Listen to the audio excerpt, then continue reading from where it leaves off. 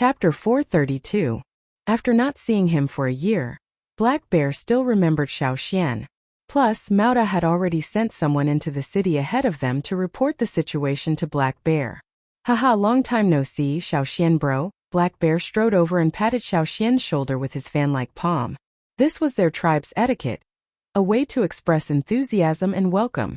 If it was a normal person, their bones would have been crushed under such strength. Even if they could withstand it, they would be trembling. Xiaoxian's expression did not change as he returned the greeting. Black Bear's face froze after being slapped by Xiaoxian, but he recovered quickly. However, he did not show any more warmth. He brought Xiaoxian and Guangyi into the house and got someone to prepare rooms for them.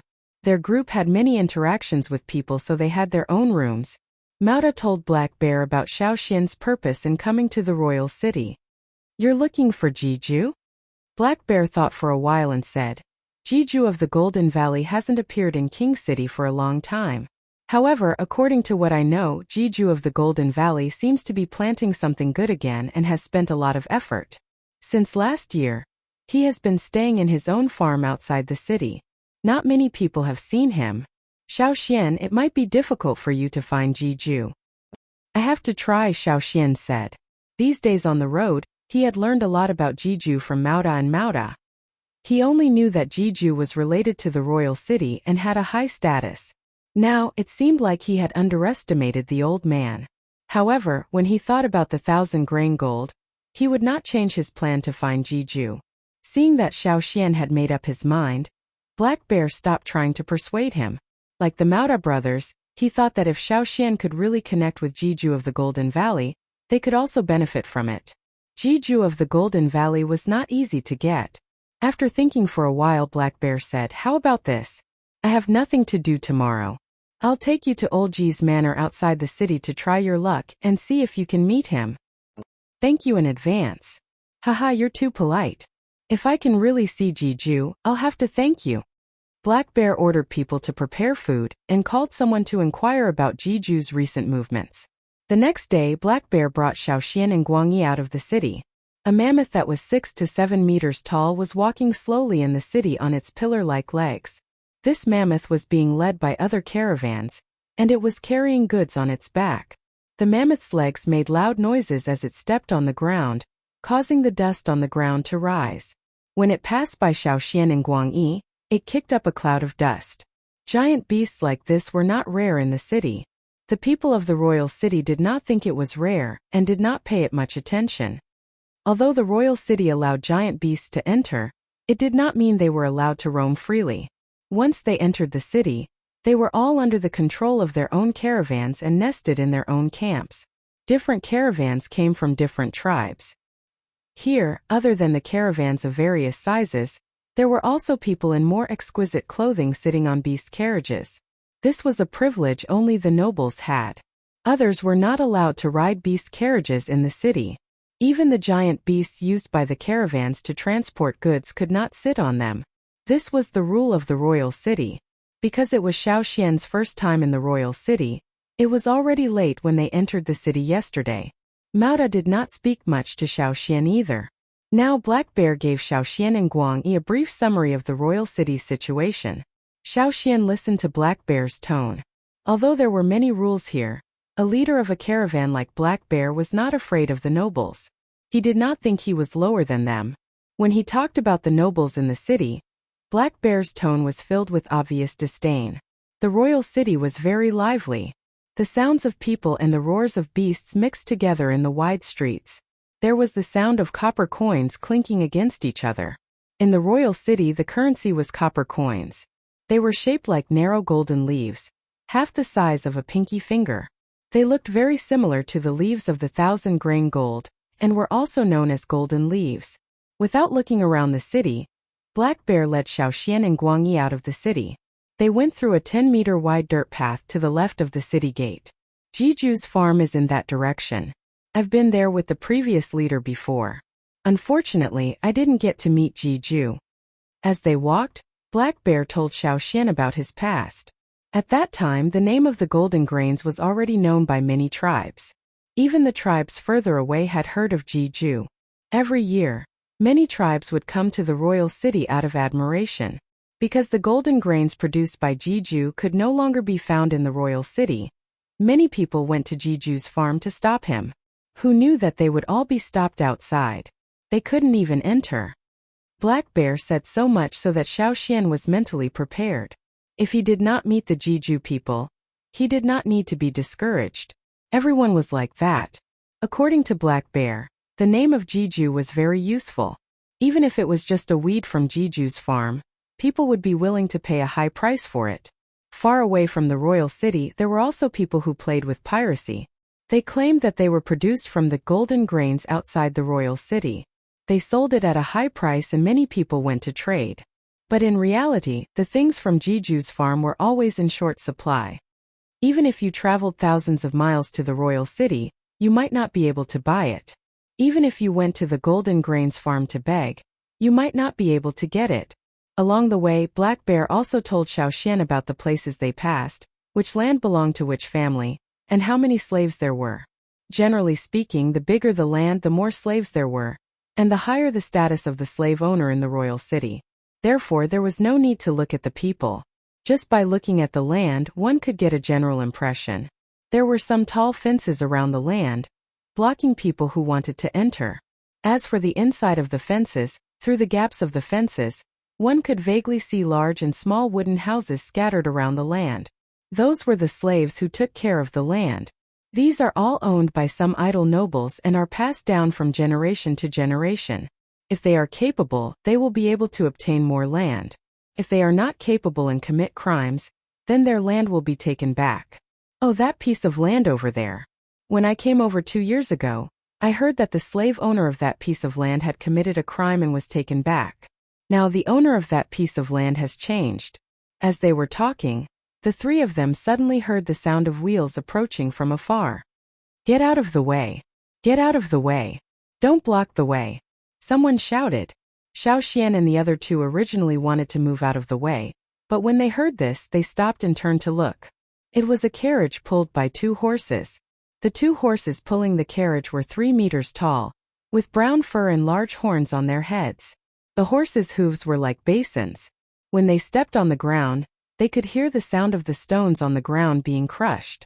The surroundings of the carriage were covered with fine silk cloth, and there were even patterns drawn on the cloth. Xiaoxian recognized the pattern. It was the tribal pattern of the royal Ji family, which was also the current Ji clan pattern. When the people of the royal city saw such a pattern, most of them would voluntarily move out of the way, but there were some who would not. Black Bear did not want to cause trouble, and was willing to move out of the way. However, when he was yelled at to get out of the way, he was not happy. Although the road was not smooth and the carriage was not going fast, the horses' hooves showed no signs of slowing down. They stomped on the ground and charged forward. Beside the carriage were 8 bodyguards.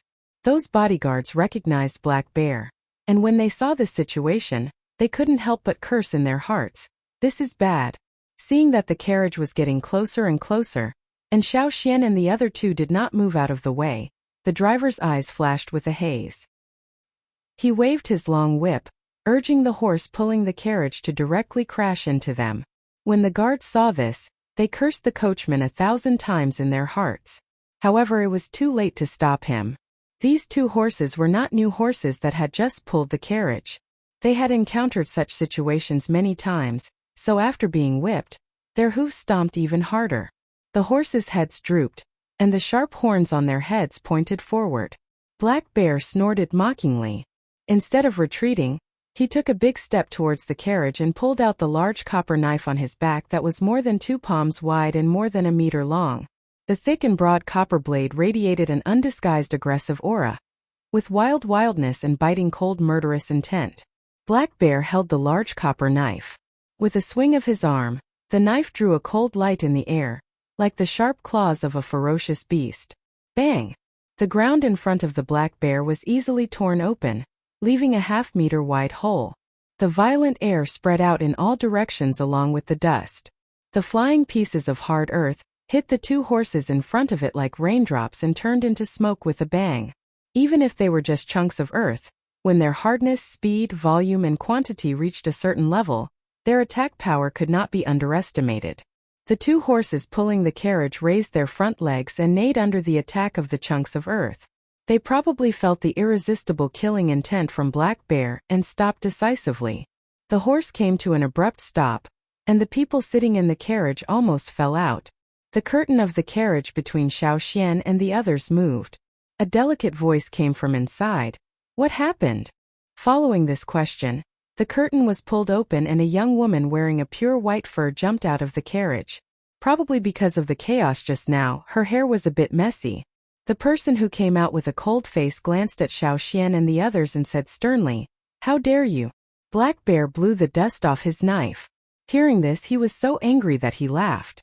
He never took the initiative to offend people, but the premise was that the other party did not take the initiative to provoke him.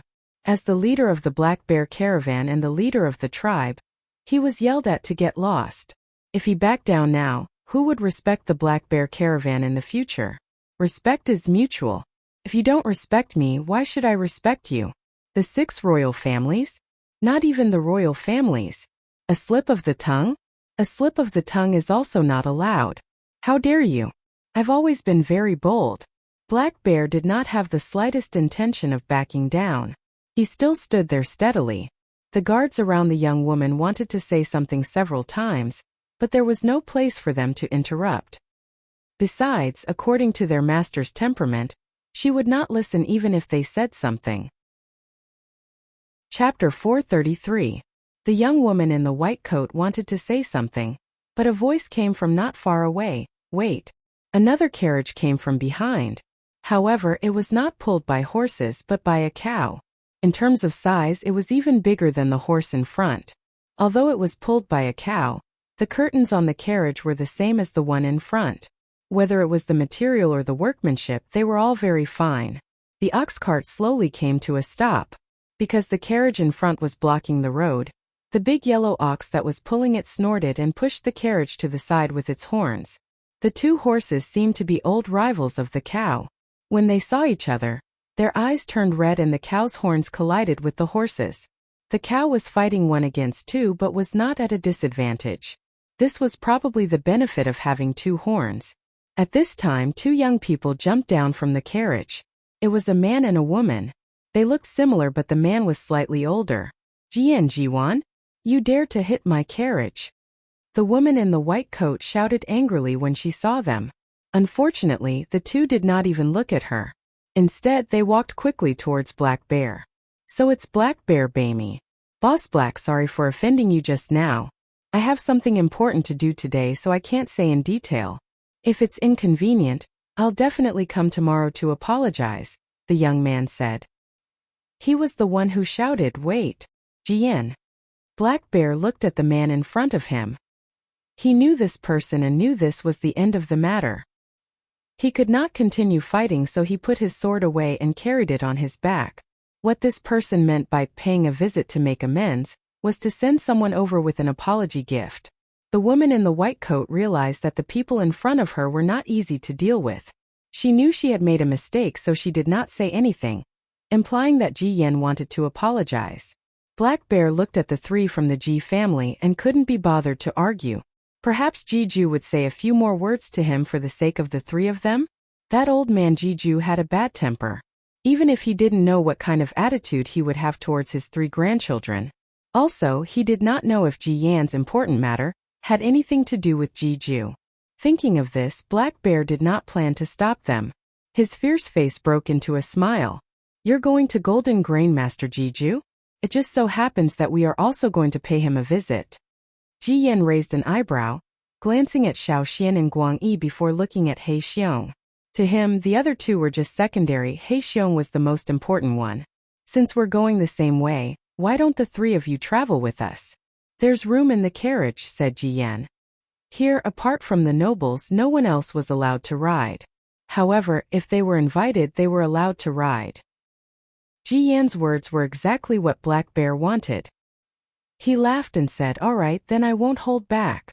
Xiaoxian saw that He Xiong did not mind at all and followed him into the car. Guang Yi followed closely behind. Ji Jing was stunned when she saw the 3 people get on Ji Yan and Ji Wan's carriage. When she regained her senses, she was infuriated. They were trying to use her incident to get more allies. Those two cunning people. How cunning? The road was only so wide and the horses and oxen pulling it were huge. When the carriage passed by, it was so crowded that it almost fell into the grass ditch. The carriage was huge, about 3 meters wide and 7 to 8 meters long. There was a main seat and a guest seat. Xiao Xian and the other two sat in the guest seat. "Why are you here today, Boss He?" asked Jiyan. "Oh, me? No, I'm just here to accompany the guests," said Black Bear. Accompany the guests? The leader of the Black Bears was only here to accompany the guests? Who was he accompanying? Jiyan and Jiwan looked at Xiao Xian and Guang Yi again. However, Xiao Xian and Guang Yi were not wearing anything special. They were obviously from a barbaric tribe and did not have any symbols they were familiar with. And these two are. Jiyan looked at Xiao Xian and Guang Yi. Xiao Xian smiled and introduced himself. "Xiao Xian from Yanjiao." "Guang Yi from Yanjiao," said Guang Yi. Xiao Xian remembered Jiju saying that many people did not remember the Yanjiao tribe anymore. Only the older ones had some impression.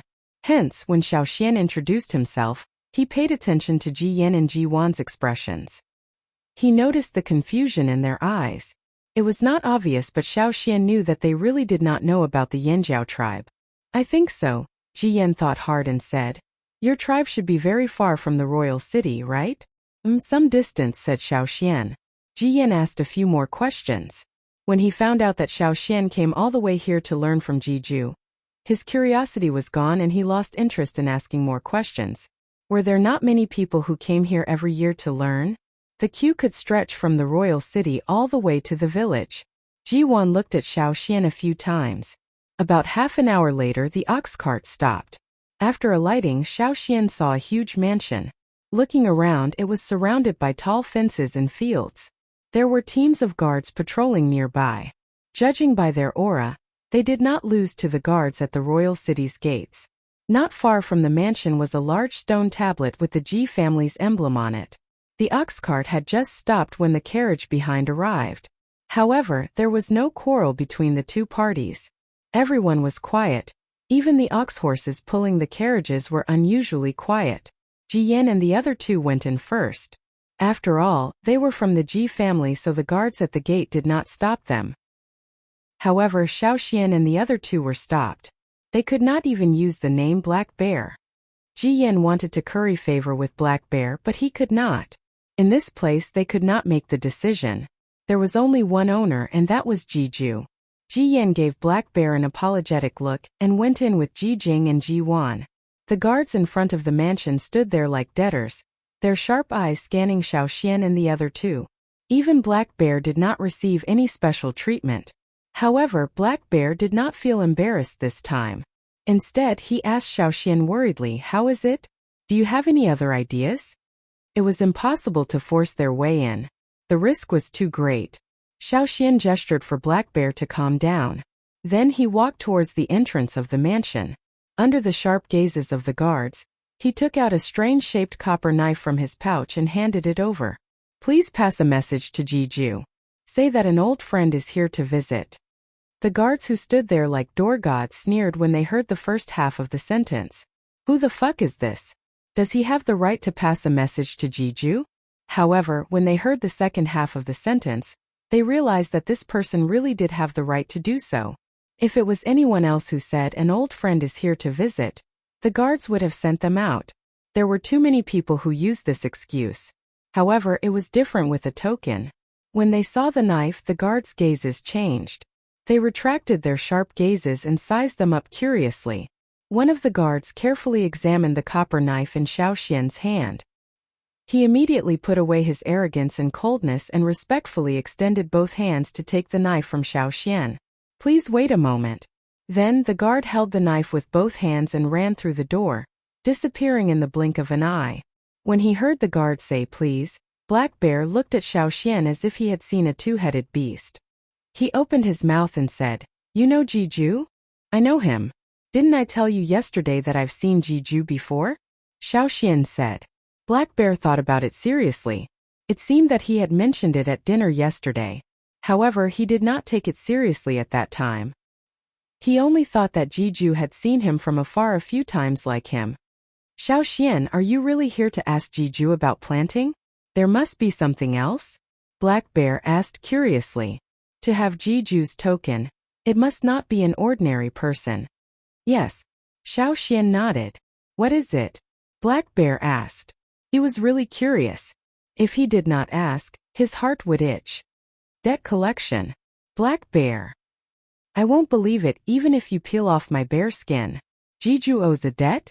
Haha. On the other side, next to a piece of land, Jiju looked at the surrounding pieces of land with a bad expression. Around him, a dozen people bowed and listened to his orders. I said before that there are 3 rows here. Each row is an arm's length apart. An arm's length apart. What are you showing me? Are your arms as long as your legs? Reorganize. And this piece is the chaff husk ready? It will be covered in 10 days. If it's not all covered by then, everyone in the field will die. You guys can get out and die too. And this piece of land, deep plow. Deep plow. You've been with me for so long. Don't you know what deep plow is?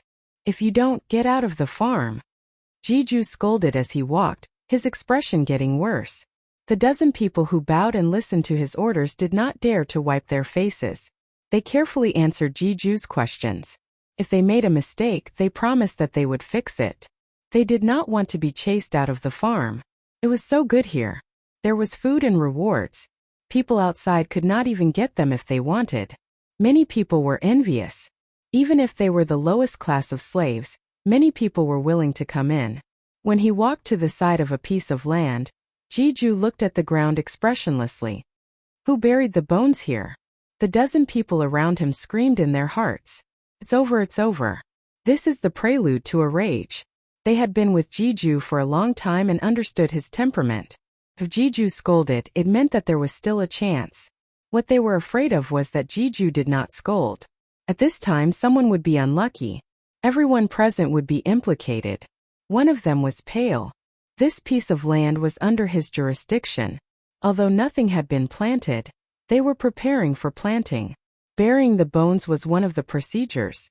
Jiju had sent people to find the animal bones that were buried underground. With these bones, the plants that were planted on top of the ground would grow well. But now, looking at Jiju's expression, something had gone wrong. Jiju's eyes were sharp. With one glance he understood the situation. If he said there was a problem with the bones, then there must be a problem. This was the authority of the entire farm. The person in charge of this piece of land trembled and wiped the sweat from his forehead. He ordered someone to bring the person who buried the bones over. Soon 2 slaves were brought in front. They were responsible for burying the animal bones. The person in charge of this piece of land stared at the 2 slaves as if dipped in poison. After seeing Jiju, the 2 slaves knew that their matter had been discovered. They were so frightened that they did not even have the courage to explain. They lay on the ground trembling. To be honest, although Jiju's temper was bad, compared to other slave masters who tortured and killed slaves, he was much better. As long as the land was planted well, the rewards would not be small. When Jiju was in a good mood, he was always generous to those who contributed.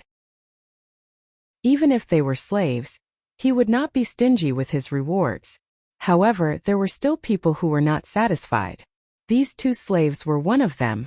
The animal bones that had been transported over had been replaced, and the original animal bones would definitely have been stolen by the 2 slaves to exchange for other benefits. It was impossible to say that the management of such a large farm was ironclad. Many people coveted the things here and had coveted the planting method of Jiju for a long time. It was possible that some people had taken advantage of the loopholes. For those who were good at planting, a piece of animal bone could reveal too much. Jiju's expression was frosty as he said coldly, "Drag them out." Immediately, guards came over to gag the 2 slaves and drag them away for interrogation. No matter the result, these 2 slaves would not live. Some people like to use people as fertilizer.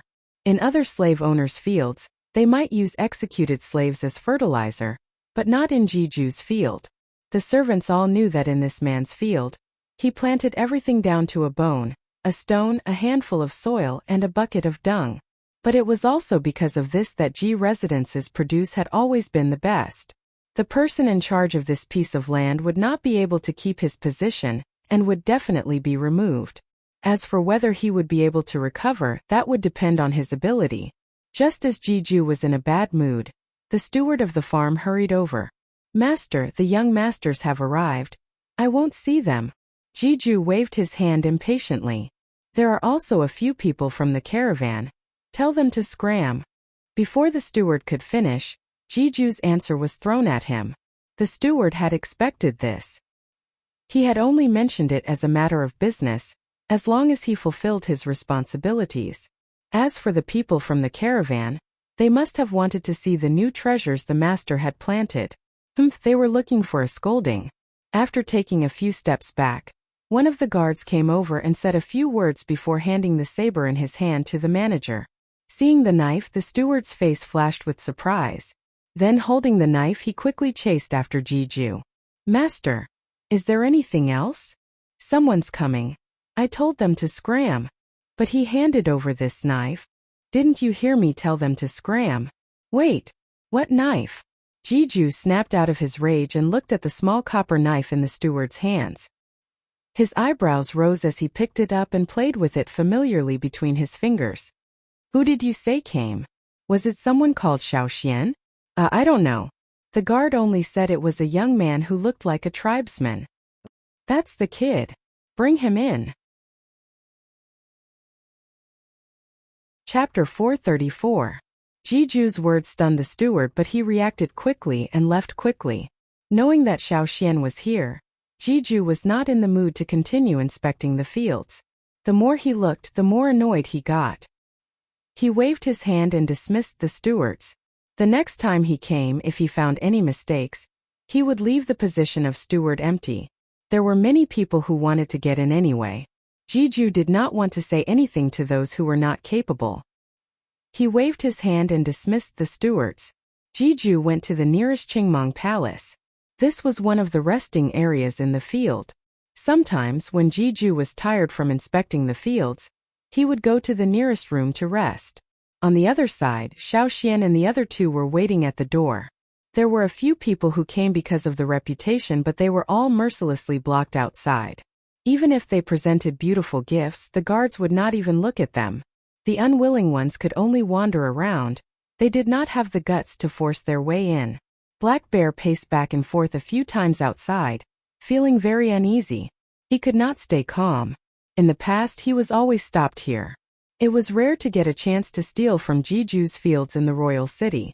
This was a rare opportunity. Of course he was anxious. He looked at Xiaoxian, who was standing quietly at the side, and Guangyi, who was silent. Black Bear did not understand. How could these two be so calm? Not long after, the sound of footsteps could be heard. The people waiting outside the door, whether they were circling around or thinking of a solution, all swept their gazes over and stared at the person coming out from inside. It was the guard who had just entered. However, after the guard came out, he returned to his original position and continued to be a gatekeeper. He did not say a word. Black Bear wanted to go forward and ask, but the guard didn't look at him, as if he didn't want to talk. Black Bear looked at Xiaoxian again. The token had been sent out, but there was no response. How could this kid not be worried? Just as he was about to ask Xiaoxian, Black Bear heard footsteps coming from inside. Although the footsteps were very light and people with low abilities would not be able to detect them, Black Bear was very alert and had strong hearing. Naturally, he could hear the footsteps. Creak. The gate with the two golden bullheads was opened again. This time it wasn't a guard. The person who walked out was dressed differently from the guards. He wore a small green cloth hat, and there were some green decorations on his clothes that looked like leaves. When they saw this person, the hearts of the people waiting outside tightened. Soon after, they became ecstatic. There were even some who recognized this person. "Chief Steward!" someone exclaimed. The words chief manager caused the crowd outside to boil. They all swarmed forward, wanting to say a few more words to the chief manager of the golden grain fields. Even if it was just one more word, it would be good to leave an impression. Who knows, they might be able to connect with him in the future. However, just as these people rushed over, they were stopped by the guards outside the door. When the head steward came out, there were also people following behind him. These people looked even more difficult to deal with than the guards at the door. Pairs of arms firmly blocked the people outside. There were also people who were slapped down as soon as they jumped up. How could a person who could be a guard here be trash? Among them, there was no one who was lower than an intermediate totemic warrior. The chief manager stood at the door. He was familiar with this situation, so his expression did not change. He looked around and finally stopped at Xiaoxian. "Are you Xiaoxian?" the chief manager asked. Xiaoxian raised his head. "Yes, I am. The head of the house invites you in," the chief manager said with a smile. Although the senior manager's voice was not loud, everyone heard him clearly. In an instant the noisy scene froze. It was so quiet you could hear a pin drop. Everyone's eyes widened in disbelief as they looked at Xiaoxian, who did not have much of a presence. "This is my elder Guangyi. He's with me." Xiaoxian introduced Guangyi. Black Bear was so happy his mouth almost split open. He hurried to Xiaoxian's side and introduced himself. "I'm Black Bear Baimi. I'm with Xiaoxian this time." The chief manager only smiled and did not refuse. He led Xiaoxian and the other two into the field. Creak, the door closed again, blocking the people outside who were craning their necks to look around. After entering the field from the main entrance, they saw the main hall, the Golden Grain Hall. That was where they met with guests. In reality, most of the people who met here were not important figures of Jeju. The chief manager was in charge of the reception and Jeju did not appear. When Xiaoxian followed the chief manager into the Golden Grain Hall, he saw Ji Yan and the other two who had entered before them. Ji Yan and Ji Wan sat on one side while Ji Jing sat on the other. They were not far from each other, but there was a clear separation between the two. Originally, they wanted to meet Jeju to ask about the 1,000-grain gold. Others did not know what Jeju had been busy with for the past year, but the Ji family knew a little. According to past practice, this should be the time for a big harvest, but the news from the field was only about other grains. There was no news of the 1,000-grain gold that they wanted to know about. Before this, many people from the Ji family had come to ask, but the reply was always no. As the days passed, the best harvest season was over and there was still no news. The Ji family panicked. They sent people one after another, but they were all rejected. A rather powerful person in the Ji family once said that if anyone in the Ji family could get information from Jeju's field, they would be rewarded with an excellent piece of land. Hence the Ji family went crazy. This time Ji Yan and the other two wanted to come, but they were rejected like everyone else. They could not even enter the Golden Grain Hall. Those who knew the rules knew that the Golden Grain Hall was actually a barrier. If they could not pass through the hall, they would not have the chance to meet Jeju. Now, the three of them could only sit on the stools in the Golden Grain Hall and stare. When they heard that the chief steward was rushing to the main gate, they were curious about what happened. Now that the chief steward had brought Xiaoxian and the other two in, Ji Yan stopped drinking. Putting down the cup, Ji Yan stood up and strode over. "Black Bear, where are you going?" They did not look like they were going to stop. Were they going to pass through the Golden Grain Hall? It was Black Bear's first time in the field and he was too excited. His mouth was still open. When he heard Ji Yan's question, he answered, "I said, I'm here with someone." "Someone?" Ji Yan finally looked at Xiaoxian and Guangyi seriously. When Black Bear said he was here with someone, he did not take it seriously. He thought it was just like the others. Now that he saw the chief steward leading the way for Xiaoxian, Ji Yan was filled with regret. If he had known this would happen, he would have asked more questions on the carriage. Maybe he could have used this kit to pass through the Golden Grain Hall? But it was too late for regrets. The chief steward still politely stopped the three of them and led Xiaoxian and the others through the Golden Grain Hall. There was a dirt path behind it that led into the distance. After Xiaoxian and the other two left, inside the Golden Grain Hall, Ji Yan sat there sulking. Who is that kid? How did he get to meet Granduncle? Sitting on the other side, Ji Jing snorted strangely. She was happy that Ji Yan and the others did not seize the opportunity. Since they did not get to meet Granduncle, she felt better. But Ji Wan, who was sitting next to Ji Yan, tugged at Ji Yan's sleeve. What is it? Ji Yan tilted his head and asked. That Xiaoxian has something strange on him. It's in that little bag he's carrying. Granduncle might want to meet him because of what's in the bag, Ji Wan said softly. Something strange? Ji Yan was about to ask when he saw Ji Jing perking up her ears. He quickly pulled Ji Wan to the resting room beside the hall and asked her in secret. Ji Jing, who was left in the hall, smashed her cup in anger. Ignoring Ji Yan and the other two's reactions, Xiaoxian followed the chief steward and walked along the dirt path behind the Golden Grain Hall. There were many fields on both sides with all kinds of grains. Black Bear's eyes were about to pop out of their sockets. These were all golden leaves, golden leaves. It was said that every blade of grass in the golden grain fields was very valuable. How many golden leaves would there be for all this grass? How many weapons could he exchange for? The chief steward was only in charge of leading the way. He did not say a word to Black Bear's questions. If he wanted to know the answer, he had to ask the owner of the fields. Only Jiju had the right to answer.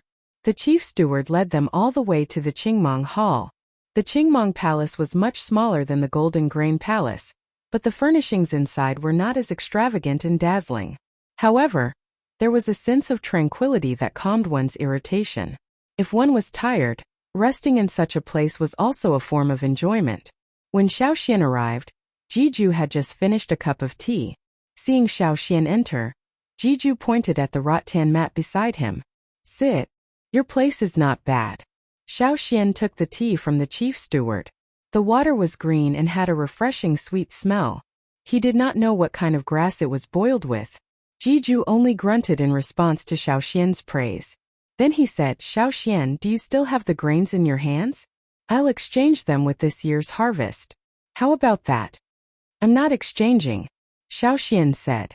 Jiju, who was about to say his bargaining chip, choked.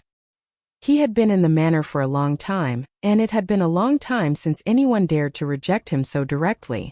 But thinking of how Xiaoxian had helped him before, Jiju suppressed his anger. He knew that Xiaoxian must have more grains. His eyes lit up and he continued to persuade, "You see, it's useless for you to keep them. I'm not exchanging. We failed this year. We plan to continue next year." Xiaoxian said, "How did you plant this year?" Jiju's voice trembled. He could not bear it. "We planted some on the mountain and at the foot of the mountain. I even scattered some seeds in my backyard." Xiaoxian described the situation when he first started planting the 1,000-grain gold. Not long after he started, Jiju slammed his hand on the table beside him. "Nonsense." The sudden roar frightened Black Bear so much that he spat out his tea. "How can you do that? What nonsense! What a waste! What a waste!" Jiju's face was full of anger. He blew his beard and glared. His heart ached for the wasted grains. As expected, when he first heard that Xiaoxian was Yanjiao, he should not have given them so many seeds. 1,000 grains. Chapter 435. "No, listen to me." Xiaoxian gestured for Jiju to calm down. But Jiju couldn't calm down. The more he thought about it, the more his heart ached. Later, he brought people to the 1,000-grain gold to move the few stalks back from the mountain, but they couldn't. Their roots were too long and no one knew where they went. They couldn't even dig them up. They took the risk to break 2 stalks, but they withered not long after. He sent people to search again, but they couldn't find the 1,000-grain gold. The few stalks there didn't produce any more stalks. Perhaps there were only a few stalks of 1,000-grain gold left, and the fruits were in his and Xiaoxian's hands. "Xiaoxian, tell me, how many of this year's new grains do you want in exchange?" Jiju asked, suppressing his frustration. Xiaoxian didn't reply. Black Bear guessed something from Xiaoxian and Jiju's conversation. He guessed that Xiaoxian and Jiju had found some strange grains.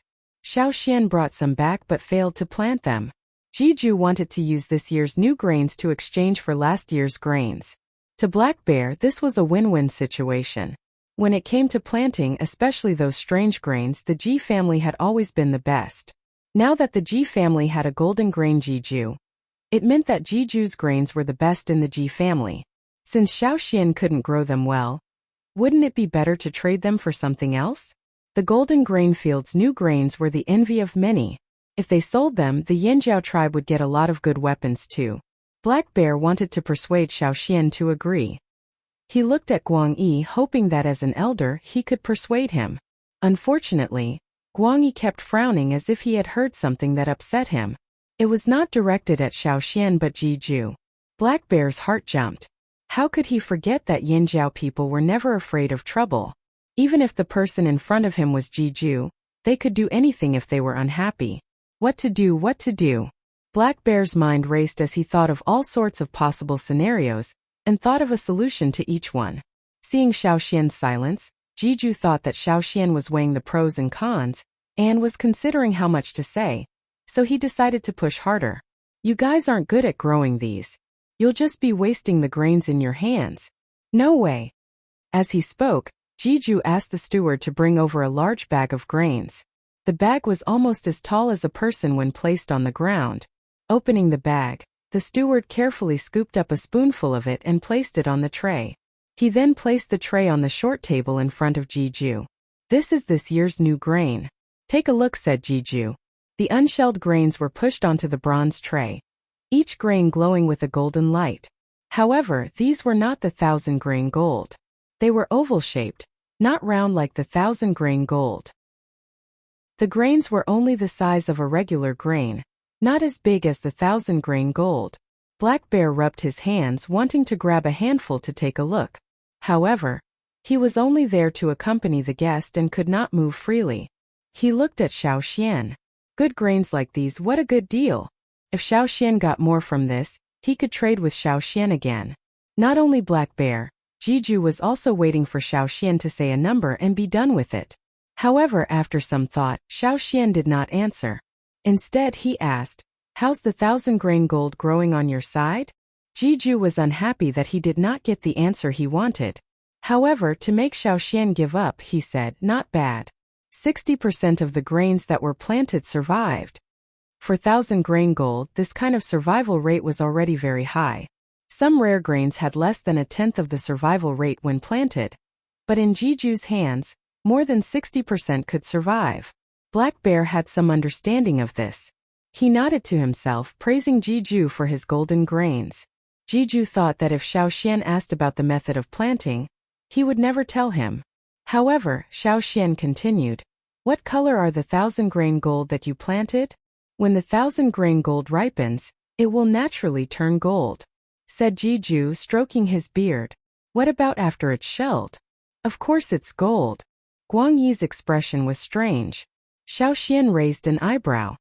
"So you haven't planted it yet? What's the rush?"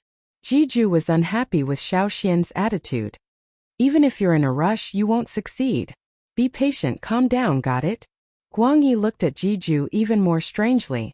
"How tall is the 1,000-grain gold in your field?" asked Xiaoxian. "It's already over the waist. Why are you asking so many questions? I only have one thing to say.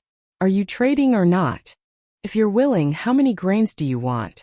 Just say it." Jiju was impatient. He had spent too much time dealing with things here. The most important thing was the 1,000-grain gold. Seeing that Jiju did not want to say more, Xiaoxian did not stop.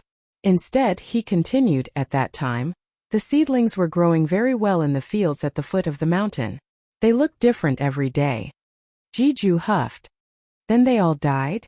At this moment, he deeply felt that bringing Xiaoxian in was not a wise decision. This kid was too good at talking nonsense. Couldn't he just name a price? No one expected that when the time came, the seedlings on the mountain and at the foot of the mountain all died. However, I realized that the seeds I had forgotten in the backyard were still alive. They just grew much slower. Hearing Xiaoxian's words, Jiju went from mockery to shock and then to understanding. They grew slowly. They didn't meet tribulation, so they were fine. I believe that when they grew, they would be killed by tribulation just like the previous ones. Xiaoxian twirled the small copper cup in his hand. They actually survived. Jiju paused. Survived? Yes. Not only did they survive, but they grew taller and stronger. They were even taller than my head. However, fewer and fewer survived. Jiju lowered his eyes. Continue. Then they began to ear. The grains they produced were this big. Xiaoxian curled his thumb and index finger into a grape-sized circle. The steward standing at the side could not help but sneer. He looked at Jiju again. Ha, this family head was probably going to flip out again. As expected, after Xiaoxian gestured, Jiju looked up. His old eyes flashed fiercely as he stared straight at Xiaoxian. The invisible pressure was like a tall wall. You lied to me. You can joke with Jiju in other ways, but don't do it when you're talking about farming. He'll get angry. Such big grains? You think I'd believe you? Jiju was so angry his face turned green. He had wanted to have a good talk with this kid, but this kid dared to bluff him. Black Bear was terrified. It was rare for the leader of the caravan to be like this. Did offending Jiju mean that the Black Bears would never be able to get any golden grains in the future? He had wanted to bring some back for the children in the tribe. He had heard that these golden grains were very good for humans, but now it seemed that there was no hope. Xiaoxian ignored Jiju's anger and did not respond to Black Bear's glances. Instead, he took out the animal skin bag hanging from his waist and opened it. Jiju, who was about to flip out, froze as if he had been enchanted. His eyes were fixed on the bag Xiaoxian took out, his nostrils expanding and contracting rapidly. Xiaoxian took out a few grains from the bag and placed them on the tray on the table. The grape-sized golden grains rolled onto the tray and hit the golden grains with a thud. Just from the sound of it, one could tell that each grain was very heavy. The light from the window shone on the golden balls, making them shine even brighter. If it weren't for these big round balls, the golden grains on the plate would still be very conspicuous. However, when the golden round balls rolled into the plate, the original grains seemed to be reduced to the background and became much dimmer. In comparison, everything could be seen clearly. Black Bear was no longer in the mood to think of a solution. He looked at the golden balls Xiaoxian took out and his eyes widened. These were grains. Even the steward, who had been with them for many years, was shocked to see this. With his years of experience, he could tell whether a grain was good or bad, but he never thought that the grains from his family's farm would be reduced to a background. This is... Jiju's breathing quickened as he tried to identify the smell in the air. His voice trembled and hoarse, but because he was too excited, his voice was sharp and piercing. This is the 1,000-grain gold that we grew. Our Yinjiao tribe grew it, Xiaoxian said seriously, emphasizing our Yinjiao tribe. Guangyi was proud. So what if he was Jiju? How dare he look down on the Yinjiao people? What's wrong with our Yinjiao people? Why can't we grow anything good? I'll blind your dog eyes. Jiju didn't even notice Guangyi's gaze. He couldn't see anything but the golden grains on the tray. He reached out and grabbed a few large round grains on the tray. He didn't even look at the small grains that were scattered outside. He picked up the large round grains and sniffed them carefully. Yes, this is the smell. It's the 1,000-grain gold. Bring me my knife. The head steward came back to his senses and left in a hurry. Soon he came back with a plate. The plate was covered with a piece of soft leather. On the leather there were a few strange-looking knives. The handles were very long, but the blades were very small. Jiju picked up a small knife and held a few large round pellets in his other hand. Tisich, with a light sound, the shell of one of the round balls in his palm was cut open. Along with the tip of the knife, a complete husked grain was exposed. Why is it this color? Jiju was shocked. In Jiju's hand, the purplish gold grains were placed next to the golden grains. It looked even stranger. That's why I wanted to ask you. I was just asking you what color it was, Xiaoxian said. It shouldn't be, it shouldn't be. Jiju looked at the purplish gold beads in his palm. His gaze unfocused, then focused on the beads again. He closed his palm, grabbing all the beads in his palm, and ran out like the wind. Then he ran back and dragged Xiaoxian out again. Chapter 436. Xiaoxian was dragged out of the Qingmong Palace by Jiju. After a while, he saw Jiju stop and shouted, "Yellow Earth." Xiaoxian had heard Jiju mention this name before. It was the old man's first slave, a yellow ox. Jiju called out a few times in a row. Because he was too anxious, he walked in circles. Not long after, Xiaoxian heard the rumbling sound of hooves stomping on the ground, like rolling thunder. Looking in the direction of the sound, he saw at the end of the dirt road a huge yellow ox was running towards them, leaving a trail of dust behind it. Compared to the ox that Xiaoxian had seen before, it was much bigger. This kind of beast was not to be underestimated in the forest. As the big yellow ox approached, the ground shook even more. Its huge body and the two horns on its head were full of oppressive ferocity, as if it wanted to break through all obstacles in front of it. Moo! When the big yellow ox was in front of Jiju, it slowed down and stopped beside him. However, its eyes glanced at Xiaoxian a few times, as if it was sizing up Xiaoxian, a stranger. What are you doing? You only came after I called you a few times. Jiju scolded. The big yellow ox lowered its head and gently nudged Jiju with its nose. It looked like it was acting coquettishly, but soon the big yellow ox seemed to have noticed something. Its nose sniffed Jiju and turned to look at Xiaoxian. Its eyes, which were bigger than a pot, scanned Xiaoxian again like a scanner. This time it looked more carefully. Then Xiaoxian noticed that its gaze stopped on the animal skin bag he was carrying. However, it probably sensed that Xiaoxian was not easy to deal with and was also a stranger. Therefore, although it wanted to snatch Xiaoxian's animal skin bag, the big yellow ox did not act. However, the big yellow ox's gaze landed on Jiju again.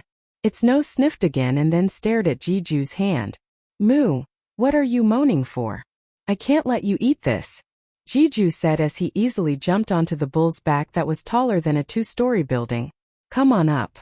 Jiju patted the bull's back, gesturing for Xiaoxian to come up as well. The big yellow ox snorted through its huge nostrils and stomped its hooves.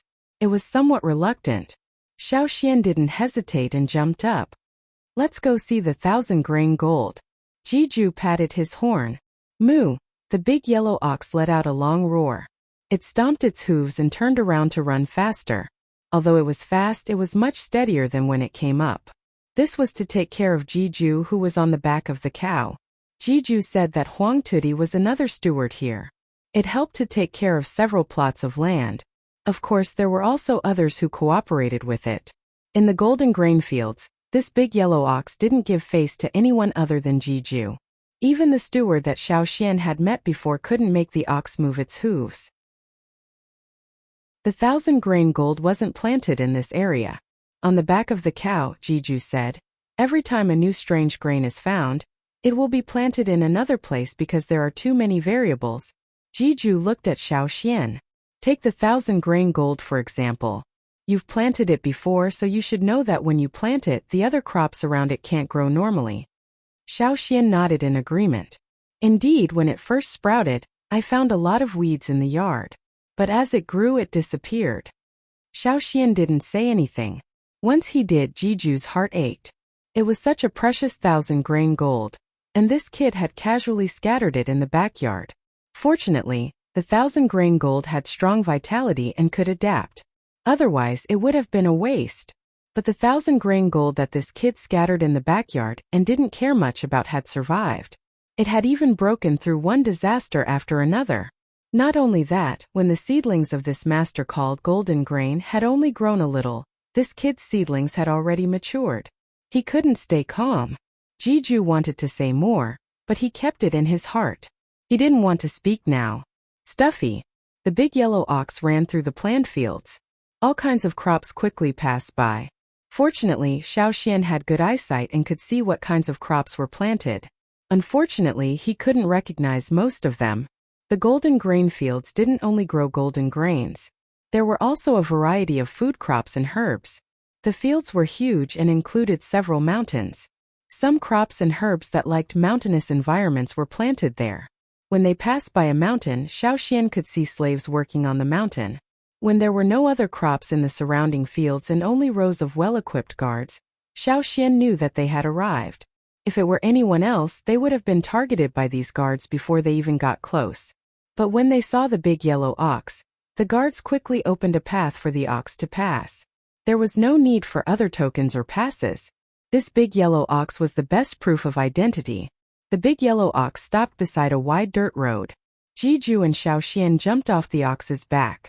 This is where the 1,000-grain gold is planted, Jiju said, pointing to a few large fields. Last year there were many grains here.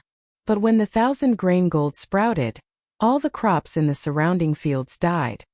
Xiaoxian looked around.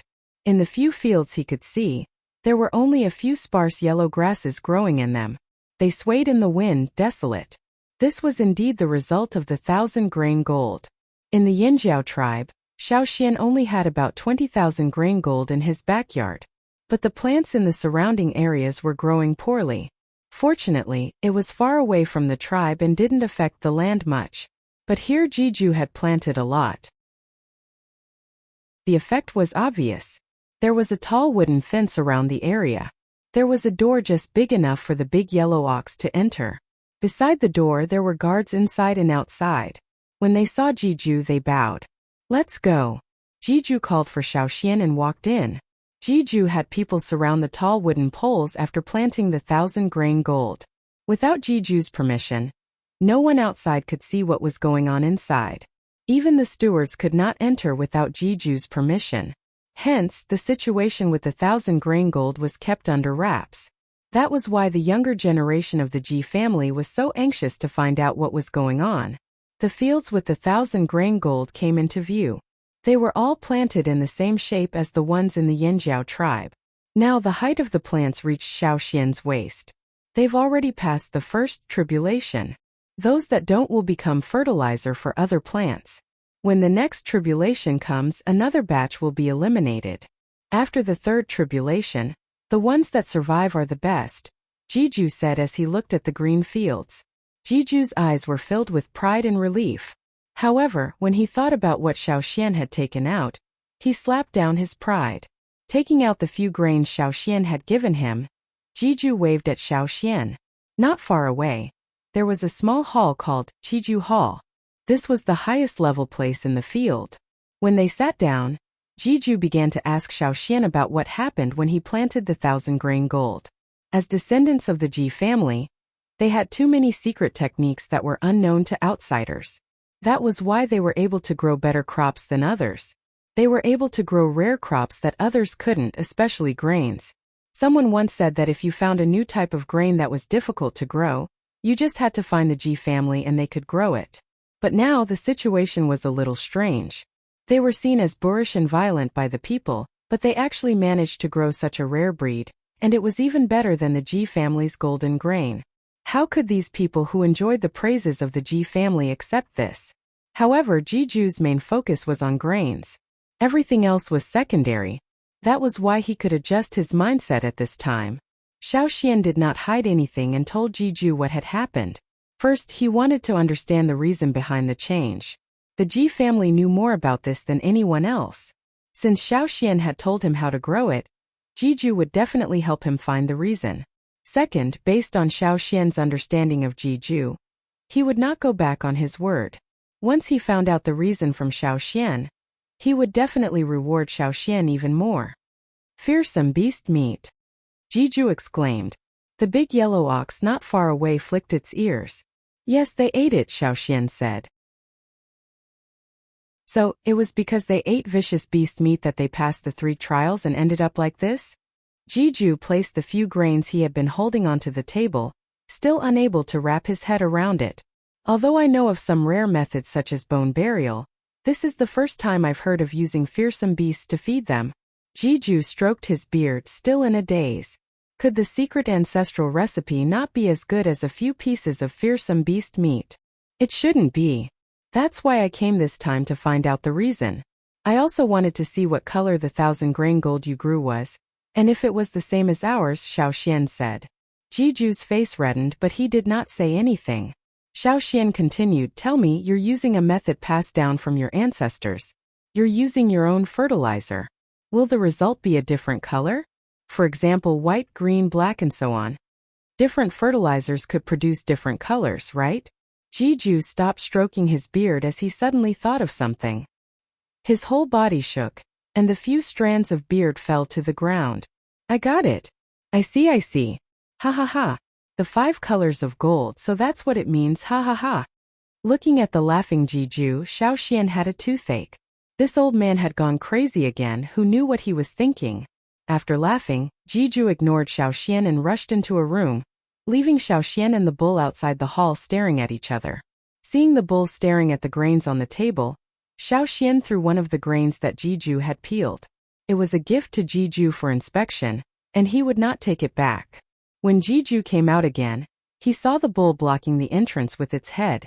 It stared at Xiaoxian and mooed. Xiaoxian, who had been sitting there, was taking a nap. Chapter 437. Xiao Xian was sleeping so soundly that he was drooling. His ears had a filtering function and he pretended not to hear anything he did not want to hear. However, as soon as Jiju came out, Xiao Xian woke up. In the past, people who came to Jiju's place were either too cautious and did not know where to put their hands, or greedy people who looked around and wanted to grab everything they saw. People like Xiao Xian who waited until they could fall asleep were too rare. After figuring out a question that had been bothering him for years, seeing Xiao Xian like this, Jiju was in a rare good mood. He smiled and asked, "What did you dream of?" "I was cooking porridge when you came." Xiao Xian wiped the drool from the corner of his mouth, not embarrassed at all. It was indeed very quiet and peaceful here. There was a faint fragrance of plants in the surroundings, and it was very relaxing. In his dream he had cooked a pot of porridge and the porridge was filled with white rice. That's not right. Xiao Xian paused in his stretching. White porridge. White rice.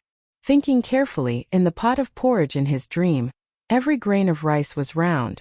Although they were not as big as the purple grains in the tribe, they were not much smaller. Jiju sat down and poured himself a glass of water. Seeing Xiao Xian standing there in a daze, he asked, "What did you think of?" "I was thinking carefully about the pot of porridge in my dream," Xiao Xian said. Jiju was happy and did not think much of it.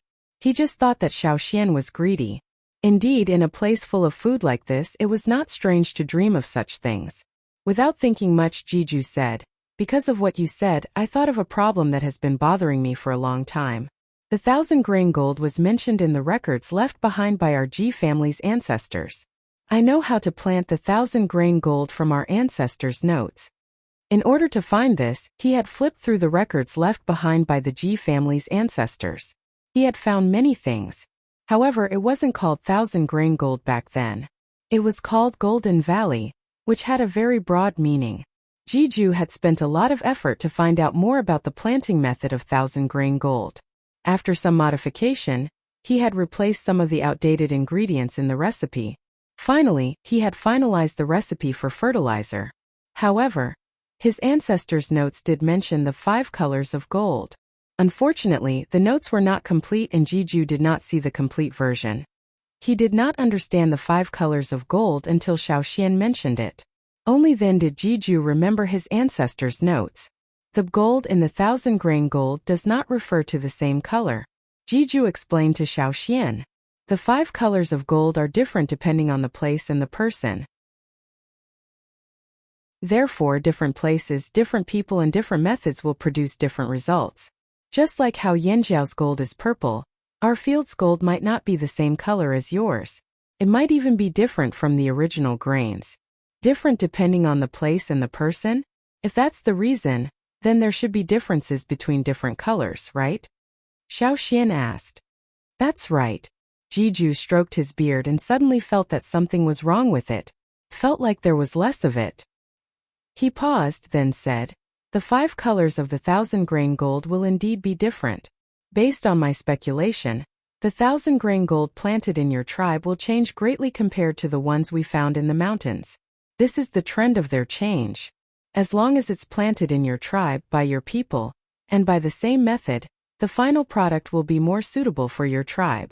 However, if one day your tribe moves away and leaves the 1,000-grain gold there, a few of them will survive for hundreds or thousands of years. However, generation after generation, they will gradually decrease and change back to their original appearance until they become like this." Jiju opened his hand, holding a few bean-sized grains with a dark golden luster. These were their first harvest. "Thank you for the information," Xiao Xian said solemnly. "Take good care of your tribe's purple gold grains. Even if you don't know how useful it is now, one day it will prove its worth. Everything in the world complements each other. Any change has its own reason.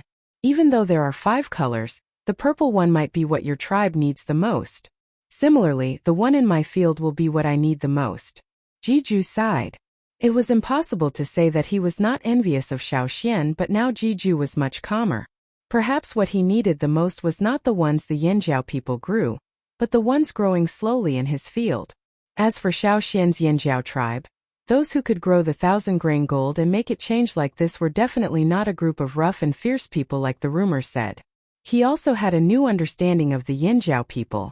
Jiju was about to talk about Xiaoxian's purple 1,000-grain gold grains when he noticed that there was only one left on the table. Jiju remembered that he had brought 3 over. One was shelled and the other 2 were intact. Now there was only one unshelled grain left on the table. Where were the other 2? Xiaoxian saw Jiju look over and pointed outside the door. The ox head blocking the door immediately retreated. Since he had fed the ox head, Jiju did not say much. He only huffed and thought of the 1,000-grain gold in his field. He could not help but smile. Xiaoxian, what color do you think the grains in my field will be? White. Xiaoxian blurted out. Then he realized that he had brought in the pot of porridge from his dream. Jiju was puzzled. Why are you so sure? I guessed, Xiaoxian said dryly. Jiju looked meaningfully at Xiaoxian. He did not say whether he believed him or not. His fingers tapped on the table. After a while he said, the grains in my field are about to reach the second tribulation. How long will you stay in the royal city? Why not stay for a while and see how they go through the tribulation? Xiaoxian calculated the time and nodded. I have to discuss this with another elder. Then he smiled. You're willing to let me watch? Aren't you afraid that I'll learn all the secret techniques? Jiju waved his hand. No. The most important part of this process was the fertilizer. He had prepared the fertilizer himself before sending it out. How could he let others know? After Xiaoxian returned to the Qingmong Palace, Jiju treated them to a meal. After the meal, Xiaoxian left the field with Guangyi and Black Bear. However, they left through a side door. There were too many people blocking the entrance. It would be troublesome to leave through there. They would not be able to go back. In the future, if there are too many people at the entrance, enter through this side door. This is the closest door to the strange house hall, said Jiju. The guards at the side door were also instructed to remember Xiaoxian's face. Next time, they would bring him directly to the strange house hall. Jiju also arranged for an ox cart to pull 10 big bags of grains. He brought Xiaoxian and the other 2 away. The field was too big and there were too many side doors. There was no one outside this side door, so Xiaoxian and the others could pass through easily. Black Bear was so happy he could not sit still. 10 bags of grains. Although they were all for Xiaoxian, they could at least give him 1 or 2 of them, right? The price was negotiable. On the way, Xiaoxian discussed with Guangyi. If Guangyi did not want to stay in the royal city for too long, he could go back in a few days. The Black Bears would send a team from the royal city to Amba City to bring back some grains. However, Guangyi refused. He did not feel safe leaving Xiaoxian alone here. Duokong also said that his mission was to protect Xiaoxian. He could not let the tribe's elder be bullied in the royal city. Knowing that Xiaoxian and Guangyi would be staying in the royal city for a while, Black Bear took the initiative to arrange for Xiaoxian and Guangyi to stay at their station. He did not want to let go of Xiaoxian. Jiju did not say that they would not be allowed to enter the next time. When they returned to the royal city and entered the station, Black Bear had people arrange a new courtyard for Xiaoxian and Guangyi. This would make it easier for Xiaoxian and the others to store their things. Xiaoxian, when do you plan to go to the golden grain fields again? Asked Black Bear. The day after tomorrow. I want to look around the city tomorrow. I also want to buy some things, said Xiaoxian. Black Bear had arranged a courtyard, but he did not want to use everything they gave him. He had to prepare some of his own things. That's fine too. I'll let Mauda accompany you to buy some things tomorrow. After all, as the boss of a trading team and the leader of a tribe, Black Bear had a lot on his hands. He had been out the whole day and had left many things unsettled. There were 1 or 2 things that he did not trust others to handle. The day after tomorrow, Xiaoxian would be going to Jiju's place again. That was why he had to arrange things tomorrow and go to the golden grain fields. It's decided then. What gift should he prepare for his visit to the grange the day after tomorrow? Black Bear thought. Mauda brought Xiaoxian and Guangyi to the new courtyard. What do you want to buy tomorrow? I'm familiar with the royal city. I know where the best things are. He had heard about what happened today from Black Bear. He looked at Xiaoxian like he was looking at the golden leaves of the royal city. He would not give up on this opportunity to make a good impression. Who knows, he might be able to go to the golden grain fields next time. He was excited just thinking about it. We'll see. But if I have time, I want to visit a friend. I just don't know where they live, said Xiaoxian. Black Bear, who was thinking about what to give the day after tomorrow, perked up his ears. What's your friend's name? I'll ask around, said Maoda. The Gongjia family. Do you know where they live? Yes. Tomorrow I'll... Wait. Before Maoda could finish, Black Bear cut him off. Black Bear took 2 huge strides to Xiaoxian. He was so agitated that blood rushed to his head. His bearded, tan face was flushed. I suddenly feel like it's better if I bring you out. I know a few Gongjia people, said Black Bear. Maoda. I should be the one leading tomorrow. I'll do it.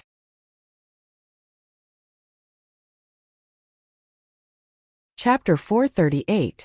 With the incident with Jiju, Black Bear was especially sensitive to Xiaoxian's old friend. When he was at the entrance of Golden Grain Fields, he did not take Xiaoxian's words seriously. When Xiaoxian said he was going to Jiju for revenge, he took it as a joke. But in the end, Xiaoxian was telling the truth. Yesterday's experience was like a dream. Hence, when Black Bear heard Xiaoxian say he was going to visit a Gongjia friend, his treasure-hunting veins throbbed violently in his head. He quickly took back his words. However, out of curiosity, Black Bear still wanted to know who Xiaoxian's Gongjia friend was. The Gongjia family is a very special existence in King City. Although the aristocrats of the 6 tribes have the most special status in King City, they are the 6 largest aristocrats while the rest are just minor aristocrats. However, the Gongjia family is different. Even the aristocrats of the 6 tribes would think twice before dealing with the Gongjia family, said Black Bear. Because of the Gongjia family's craftsmanship? Asked Xiaoxian. That's right. This was because the Gongjia family did not have much ambition. They spent most of their time on craftsmanship and did not have much time to think about other things. Although there were some who had other ideas, these people could not do much. The core members of the Gongjia family had no intention of fighting for power. Everyone trusted them, and because of the Gongjia family's talent, their attitude was naturally better. Many of our weapons came from the Gongjia family too. However, most of them came from apprentices and craftsmen. As for craftsmen, it's too difficult to hire them, said Black Bear. He then turned to Xiaoxian. What's your friend's name? Maybe I know him. He's Gongjia Hung, answered Xiaoxian. Black Bear and Maoda. Maoda looked at Black Bear and bent down to hug his thigh. I don't care. Boss, you said you'd let me lead the way tomorrow. Black Bear ignored Maoda's shriek and gulped. He asked Xiaoxian again to confirm. Are you talking about the new Gongjia family member? Think so. How many Gongjia Hung are there in the royal city? Asked Xiaoxian. Just one. I heard he just came back from Gongjia Mountain. After 20 years, he became one of the most special craftsmen in the Gongjia family. Many people want him to make weapons for them, including many from the 6 major noble families. Sadly, he hasn't shown up since he came back. I heard he's making weapons. Hearing Black Bear's words, Xiaoxian nodded with certainty. Yes, that's him. Black Bear took a deep breath. Don't worry. I'll personally accompany you there tomorrow. Boss, there's still me. Maoda howled. At Maoda's request, Black Bear finally agreed to let him tag along. The next day when Xiaoxian and Guangyi went out, Black Bear and Maoda acted as tour guides.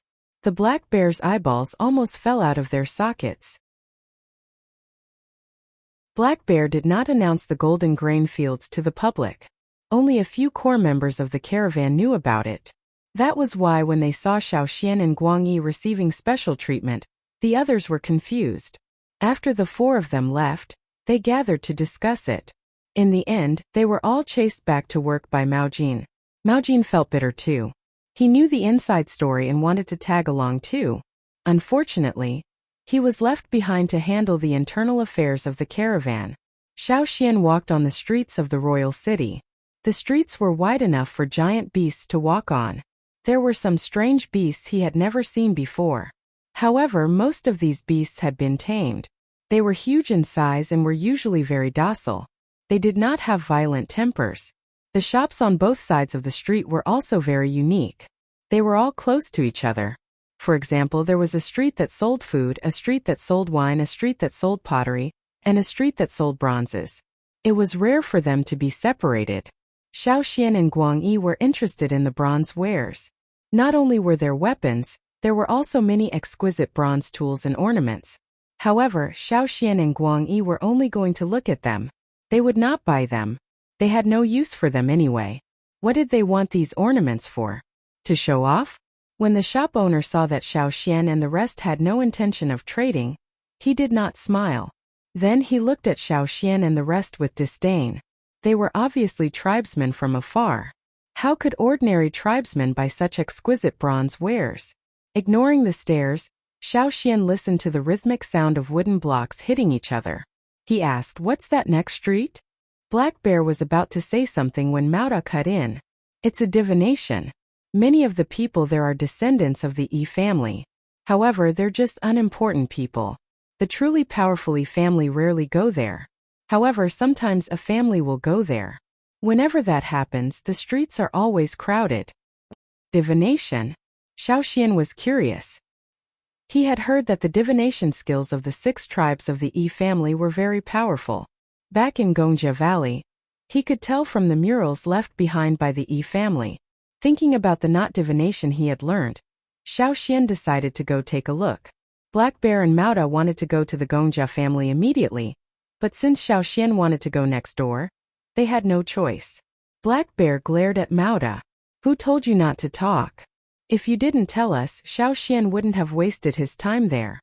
There aren't many people on the streets now. You won't be able to ask anything even if you go there. Why don't we come again when the truly powerful Yi family comes?" Black Bear suggested. Xiaoxian made a sound of agreement, but he still walked over. He just wanted to ask about not divination. On this street, many tribesmen and traders from faraway places would come here for divination. Even if these people were just members of the Yi family's branch, or low-skilled people, it did not dampen their enthusiasm. That was why when Xiaoxian arrived, the streets were busier than he expected. There were not many people on the streets, but there were many people in the shops on both sides. Xiaoxian listened as he walked along the road. Some people's voices were louder, so he could hear them clearly. They were asking about his luck. Others sounded like they were telling him secrets, probably asking about his privacy. Their eyes scanned their surroundings cautiously, afraid that they were being watched. After scanning his surroundings, Xiaoxian chose a shop and walked in. Sitting inside was a slightly thin old man with white hair. The old man sat cross-legged on a soft leather cushion. On the short table in front of him were some wooden blocks connected by straw ropes. There were all sorts of symbols on the wooden blocks that outsiders could not understand. When Xiaoxian arrived, the people in the shop were leaving. There was no need to queue, so Xiaoxian came to the short table. "What do you want?" The old man looked like an expert. Seeing that Xiaoxian was looking at the straw ropes and wooden signs, Mauda said, "Why don't you read our fortune today?" The old man pointed at the wooden blocks connected to the straw ropes. "Pull on the rope and move it. You know the rules, right?" I know. Although Mauda said that these people were not very capable, he was a regular here. Every time he came to the royal city, he would get someone to read his fortune. Without using any totemic power, Mauda shook the rope and the wooden blocks on the rope scattered. The old man looked at the scattered pieces of wood, then took out some smaller pieces of wood with the same shape and arranged them on the table. He moved them around and muttered something silently. After about 10 minutes, the old man stopped and wiped the sweat off his forehead. "Good news." "Hey!" Mauda was very happy. "Xiaoxian, what do you want to read? Tell me." "The one just now. Is it done?" Xiaoxian was confused. "It's done." Mauda nodded. Xiaoxian looked at the old man sitting there. He did not say what he wanted to read. Instead, he asked, "Do you know about not divination?" As soon as Xiaoxian finished, the old man snorted. "You look like you don't know anything. Not divination.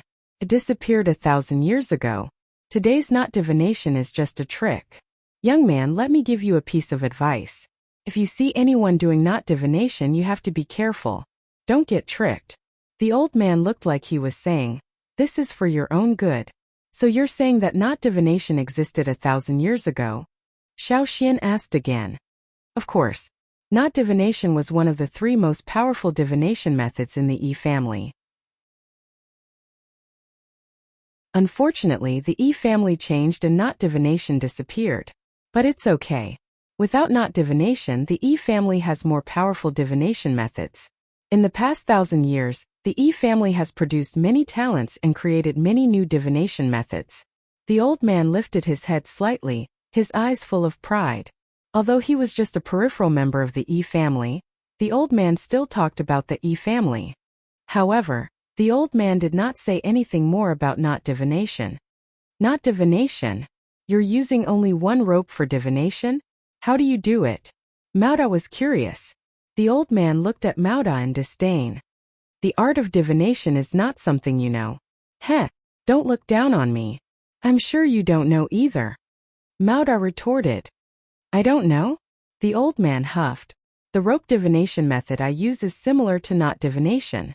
Plus, the rope divination method I use can be accurate. For example, I did a divination for myself. Today there will be a crisis and it's a matter of life and death. Why are you speaking so casually when it's a matter of life and death? Aren't you worried? Mauda did not believe him. What's there to worry about? What will come will come. The old man was still calm. If you don't believe me, you can stay here and wait. Mauda pouted. What does your crisis have to do with me? I'd rather go to the Gonja family's entrance and watch a sword test than sit here and watch you pass the tribulation. Let's go, Xiaoxian. Let's go to the Gonja family. I heard there's a sword test over there. Mauda was tempted. This time Xiaoxian did not stay. However, before he left, he said to the old man, Aren't you tired of sitting here all this time? Why don't you go outside and walk towards the rising sun? There's no need to talk to the old man. The E family only believes in themselves, said Black Bear. From the corner of his eye, he saw Xiaoxian toss something onto the ground. Upon closer inspection, he realized it was some yellowed grass. It looked like a broken rope. After Xiaoxian and the rest left, the old man in the shop kept thinking about the young man's words. Why don't we go out for a walk? This was the E family's place anyway. The E family had their own rules. There were so many pairs of eyes around, there was no need to worry about theft. After sitting here for so long, it was good to get up and walk. The old man got up and walked out of the shop. After 2 steps, he paused and looked at the sky. After thinking for a moment, he turned and walked towards the other side of the street, towards the rising sun. After about 80 steps, the old man was thinking about walking 100 steps before going back. Suddenly, there was a loud rumble behind him, followed by the loud neighing of a mammoth. The mammoth had gone crazy for some reason, charging from the next street. It knocked down a few houses, including the old man's shop. Swoosh, swoosh, swoosh. Sharp spears glinted coldly, carrying with them a merciless, murderous aura. Like a storm, they enveloped the mammoth. Blood splattered everywhere. In the blink of an eye, the mammoth had turned into a porcupine. The murderous aura spread. Around the mammoth, there were also many spears that missed and pierced into the ground. The people on the street didn't run away screaming. Instead, many of them came closer to watch the show. This kind of thing wasn't rare, but it was inevitable that some unlucky people would suffer. For example, the families whose houses were knocked down by the mammoth wouldn't be crushed to death by the collapse of their houses, but they would be injured and trampled by the crazy mammoth. If they were even more unlucky, they might even be impaled to death by the city guard's spears. The old man didn't listen to the discussions around him. He saw that his shop was in ruins. Not even a single piece of wood was left intact. It was a bloody scene. If he hadn't walked out, the old man shuddered as he thought about it. Just now, that young man, did he really just casually mention it?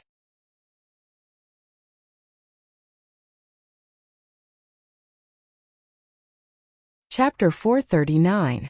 When the incident happened on the street, Xiaoxian and the rest had not gone far. They heard the commotion. Even though they couldn't see clearly what happened, Black Bear and Mauda could guess based on their past experience. I think a mammoth ran past, said Mauda. He heard the sound of elephants just now, but it stopped after a while. The city guards would not let them rampage around the city and cause destruction. Thank goodness we left quickly, or we would have been affected. Then Black Bear remembered what Xiaoxian said before they left the shop. His eyes darted towards Xiaoxian deep in thought. In the past, Mauda would have gone to watch, but compared to the Gonja family, the commotion here was not as interesting. Let's go to the Gongjia residence. Right, where does Gongjia Hung live? Maura was curious. He returned to the royal city late, so he only found out about Gongjia Hung through private conversations with the people who stayed in the royal city. I've been there before. Black Bear pointed and walked in front to lead the way. Most of the Gongjia family members lived in one place in the royal city, surrounded by a large wall. Although there were others who lived elsewhere, there were fewer of them. However, because there were so many people, there were doors in all 4 directions of the Gongjia residence's wall. Actually, they did not have to worry about not finding the right door. Because of Gongjia Hung, there were many people outside. No matter how big the Gongjia residence was, they just had to ask around to find out where it was. What, you're going to watch the sword test too? Asked a passerby who knew Black Bear.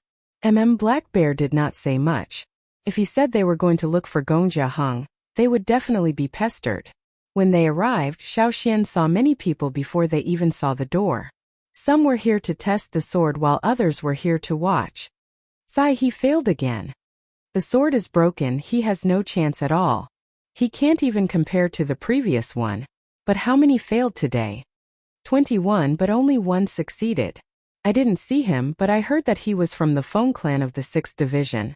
The surrounding people were discussing among themselves. Someone squeezed out from the crowd looking dejected. He was even being pointed at by the people around him. Obviously, this was the person who had failed the sword test. So many people. Xiaoxian sighed as he looked at the crowd that had filled the door. There aren't that many now. There were more people when Gongjia Hung came back, said Black Bear. Hung, who had been away for 20 years, returned from Gongjia Mountain. The Gongjia family's jaws dropped.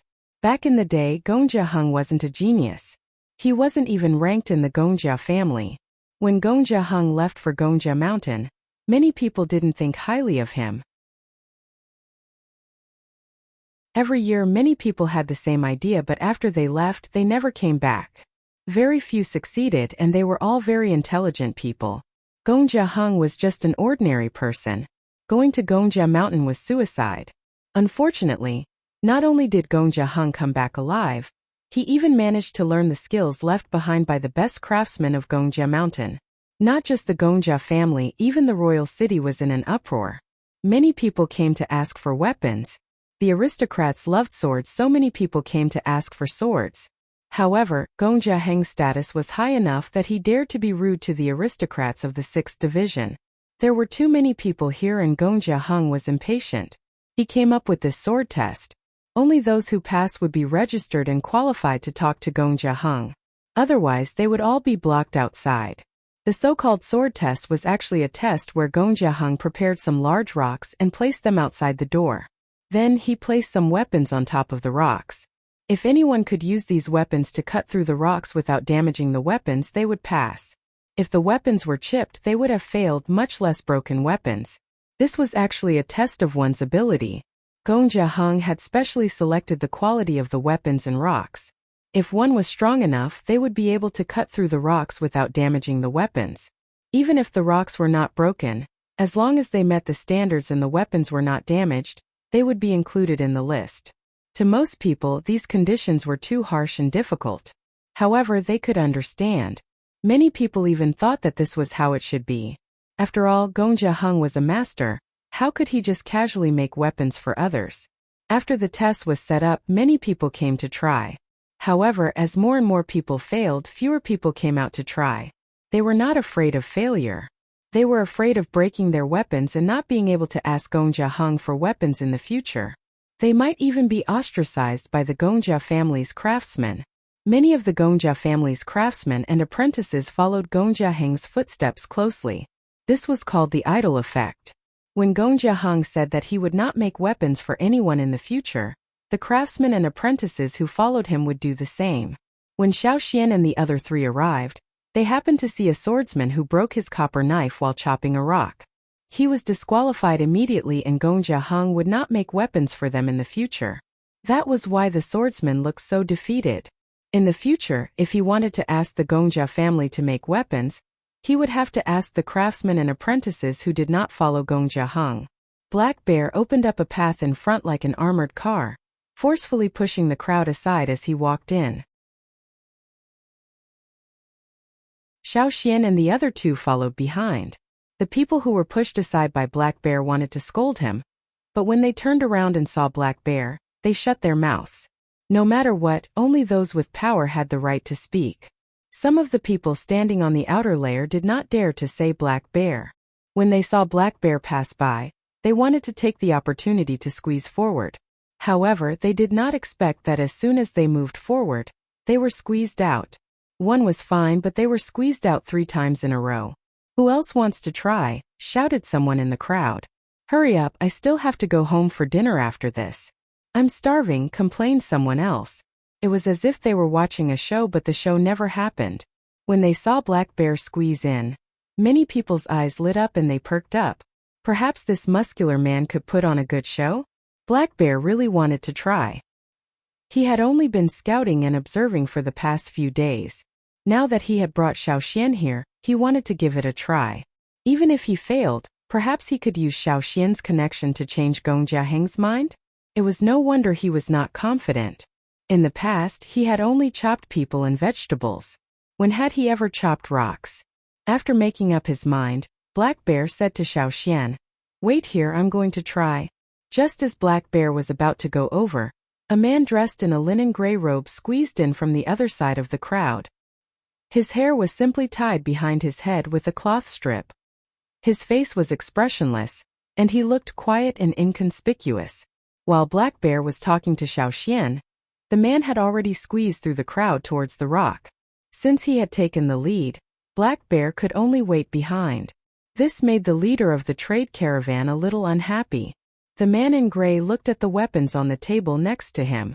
There were knives, swords, axes, and so on. He picked up his sword and without much preparation, walked up to the rock and slashed at it. It was the size of a winter melon. There was no technique involved. It was a simple slash, but the moment it slashed down, it gave people a sense of sharpness. Clang! There was a deep mark on the rock, but it did not break. Looking at the man's sword, there was a shallow dent. The onlookers booed. No one knew if they were regretting or gloating. The man in front of the rock did not care about the crowd's reaction. He just held the sword horizontally and brushed his fingers across the sword. He looked at the dent on the sword with deep affection, as if he wanted to imprint it deeply into his heart. Then he looked at the deep mark on the rock. He held the sword with both hands and bowed to the door with a solemn expression. "I've learned something."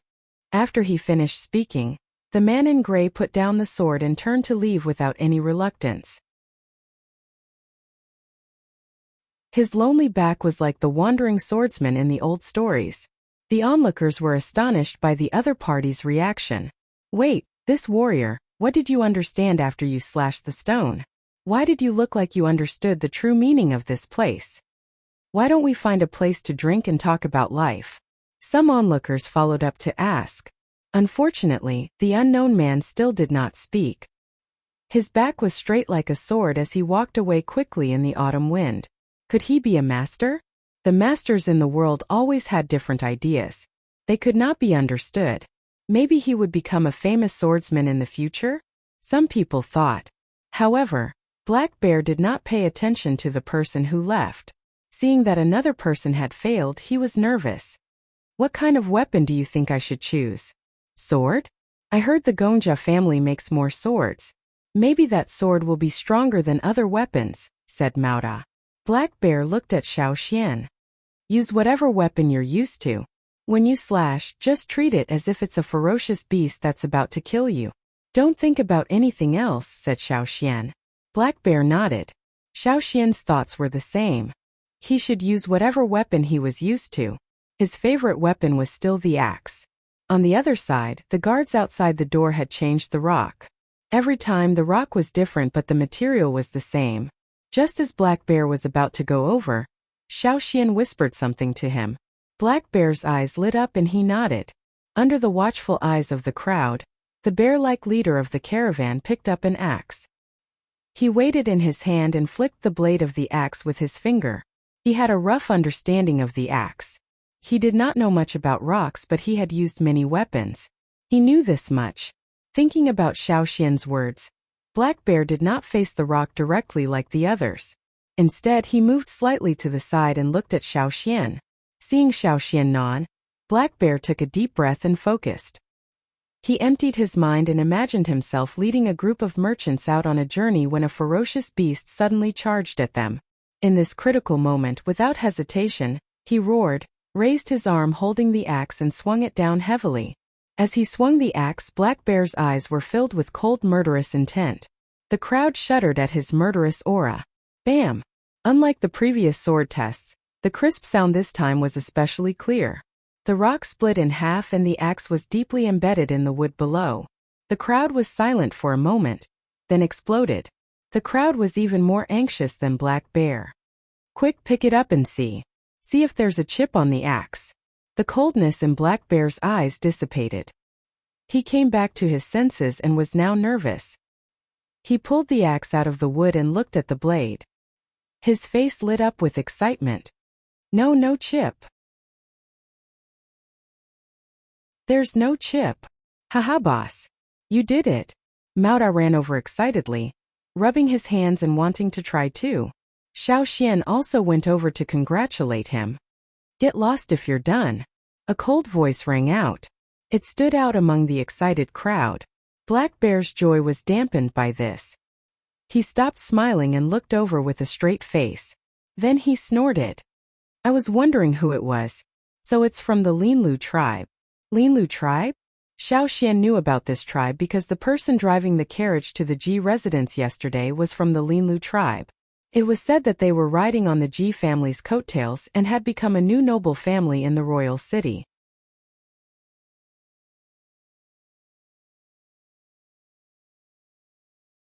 Chapter 440. 10 people squeezed through the crowd. Judging from their attire, they seemed to be together. However, these people's attire was a little strange. They had the wildness of the tribesmen, but they also wore conspicuous silk clothes like the nobles in King City. When paired together, they wore eye-catching silk clothes with reflective patterns on the inside, and a sleeveless brownish-yellow animal skin short coat on the outside. The group of 10 stood out, not only because of their attire but also because of the tall man in the middle.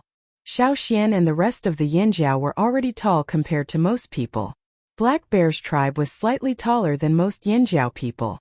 However, Black Bear's tribe was built so they looked especially intimidating. But now, in front of that person, Black Bear was obviously a lot shorter. The man's arms were as thick as stone pillars. He stood out in the crowd like a crane among chickens, half a body taller. Not only was he tall, but he was also very strong. Standing in front of such a person was like standing in front of the thick and solid city walls outside the royal city. Such a big guy, those who were timid would be afraid just by looking at him. Who knew if he would crush or injure the people next to him if he fell? Some people wondered. Some guessed the man's identity. Those who were quick on the uptake had guessed from Black Bear's words. Linlu tribe? Lu family? That big man can't be Lu Bi, right? Some people speculated. Lu Bi? The one rumored to be able to kill a bear with one hammer? Someone exclaimed. When they heard kill a bear with one hammer, Black Bear and Mauda raised their eyebrows. Their displeasure deepened. What were they talking about? Hearing this under these circumstances, they felt like something was wrong. It sounded like a provocation. They were extremely annoyed. So that's what Lu Bi looks like. Some people were still discussing. Their voices excited and a little regretful. They were excited to finally see him in person, but regretful because he was a little disappointing. Lu Bi was known as the most talented person in the Linlu tribe in the past few hundred years. It was said that he was tall and naturally strong. For this reason, the Linlu tribe even asked the Ji family to make him a big bronze hammer. Rumor had it that Lu Bi could kill a giant bear with one strike of his hammer. Because the Linlu tribe had moved to the royal city, the royal city's citizens were all talking about it. In order to make themselves known, the Lu family naturally spread the news of all the outstanding talents in the tribe. Lu Bi's name was naturally known by everyone. The citizens of the royal city wanted to see what Lu Bi looked like. Was he like a demonic beast with one arm like an elephant's leg, holding a huge hammer the size of a house, and creating a pool with each step? It was a pity that he hadn't seen Lu Bi before. The Lu family hadn't completely moved in yet. But now, everyone knew that the main members of the Lu family had moved to the royal city. The person in front of them, who was much taller than Black Bear Baimi, was the legendary Luby. Although it was a little different from what they had imagined, there were still some similarities with the rumors. It was enough for the people of the royal city, who lacked entertainment, to talk about it for a long time. Luby's long-handled hammer had a jujube-shaped head. There were some dents of varying depths on it, signs of battle. No one knew if they were left behind by humans or beasts. No matter what, one look at the hammer and you knew this person wasn't easy to deal with. Although Luby's hammer wasn't as big as a house, it could be used as an umbrella. Wielding such a solid hammer wasn't an easy task, much less using it as a weapon.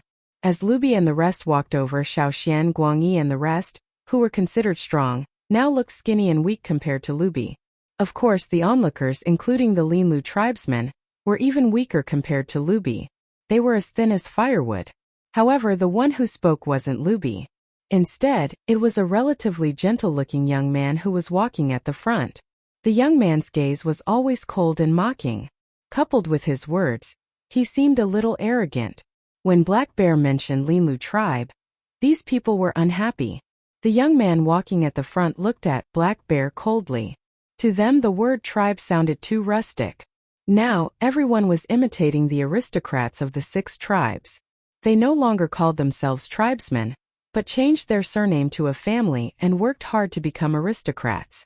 In the royal city, when greeting or introducing themselves, most people would say X or XX. Who would say XX tribe? It wasn't easy for the Linlu tribe to change into what it was today. Now they were being mocked? A merchant is a merchant. You have no aspirations. Vulgar. The young man's cold face was 3 parts mocking and 7 parts arrogant. Black Bear narrowed his eyes. Yes, you have aspirations. I heard the Linlu tribesmen are rushing to the royal city to be slaves? Perfect, the grains in the fields outside the royal city are all ripe. They need people to harvest them. Maybe in a few days you'll have work to do. The pay isn't low either. It'll be enough for you to eat 1 or 2 meals. There were sparks in the air, as if they could explode with just a touch. The voices of the onlookers quieted down, but no one left. Those who left soon came back, bringing their friends and relatives to watch. One was to see Luby, and the other was to see if a fight would break out. They couldn't miss this opportunity. On one side were the Black Bears and on the other was the Lu family of the Linlu tribe, who had just moved to the royal city. There were only 4 people on one side and 10 on the other. If they really fought, who would win? Some people were already guessing and betting. The people outside even gathered to place their bets. What are you here to test your swords to? Do you have the guts? Do you have the ability? Black Bear asked. The young man at the front raised his chin. That's right. He took a step towards the sword-testing rock and looked at the crowd. Looming of the Lu family. I'm here to test my swords. Someone next to Looming walked out. Looping of the Lu family. I'm here to test my swords. Luby, who was carrying a large hammer, grinned, revealing his white teeth. Luby of the Lu family. I'm here to test my swords. 10 people announced their names in a row. It didn't seem like they were announcing their names for the sword testing, more like they were announcing their names for the people around them. They were just showing off. You Black Bears, if you're done, then get lost. If you're not done, then get lost. It's our turn now. Looming looked at Black Bear. Black Bear was so angry that his fur was about to explode. He hated it when people shouted at him. If it was any other place, he would have pulled out his saber and slashed at him, just like yesterday on the dirt road outside the city. However, this was the Gongjia family's doorstep. He had just tested his swords and had the right to ask Gongjia Hung to make him a weapon. What if Gongjia Hung got angry and rejected him? Was he going to waste such a great opportunity for a few henchmen? Black Bear did not want to. Besides, Black Bear had brought Xiaoxian and the rest here.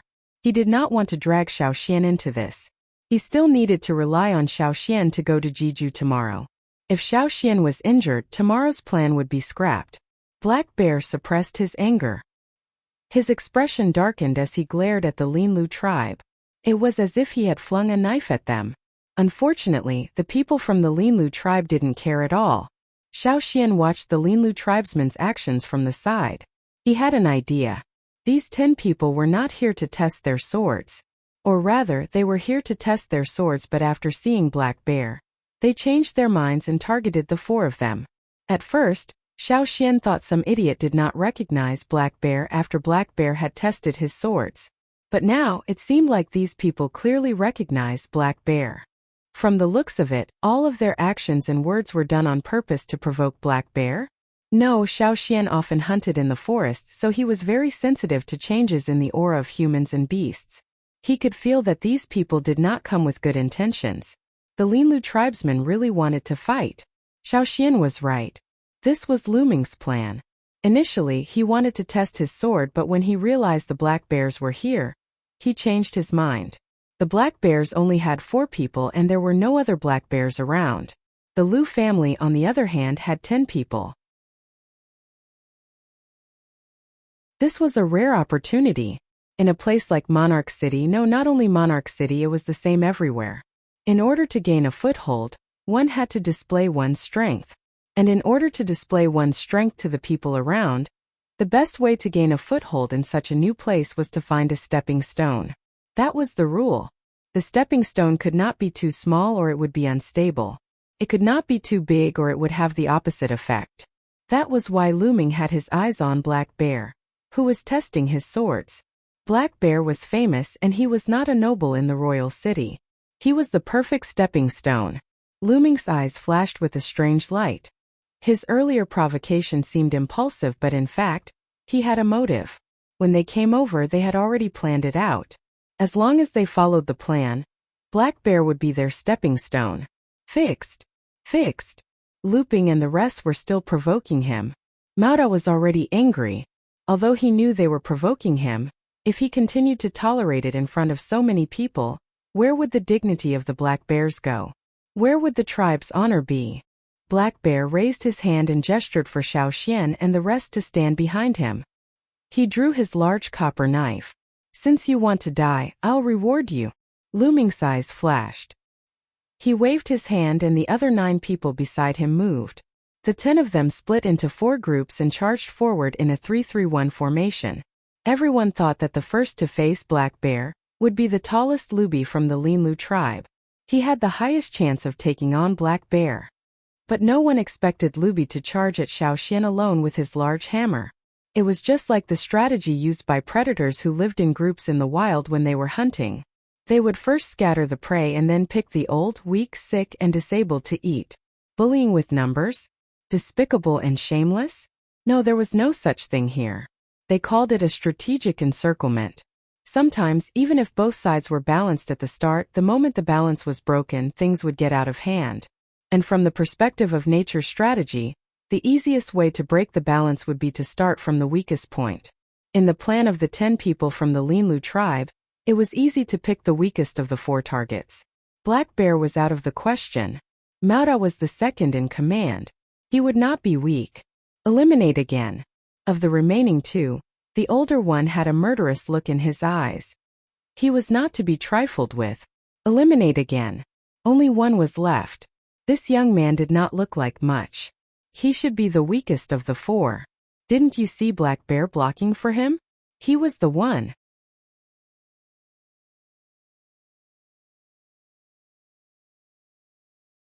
Chapter 441. Without saying a word, Lu Ming and the others unleashed their totemic power.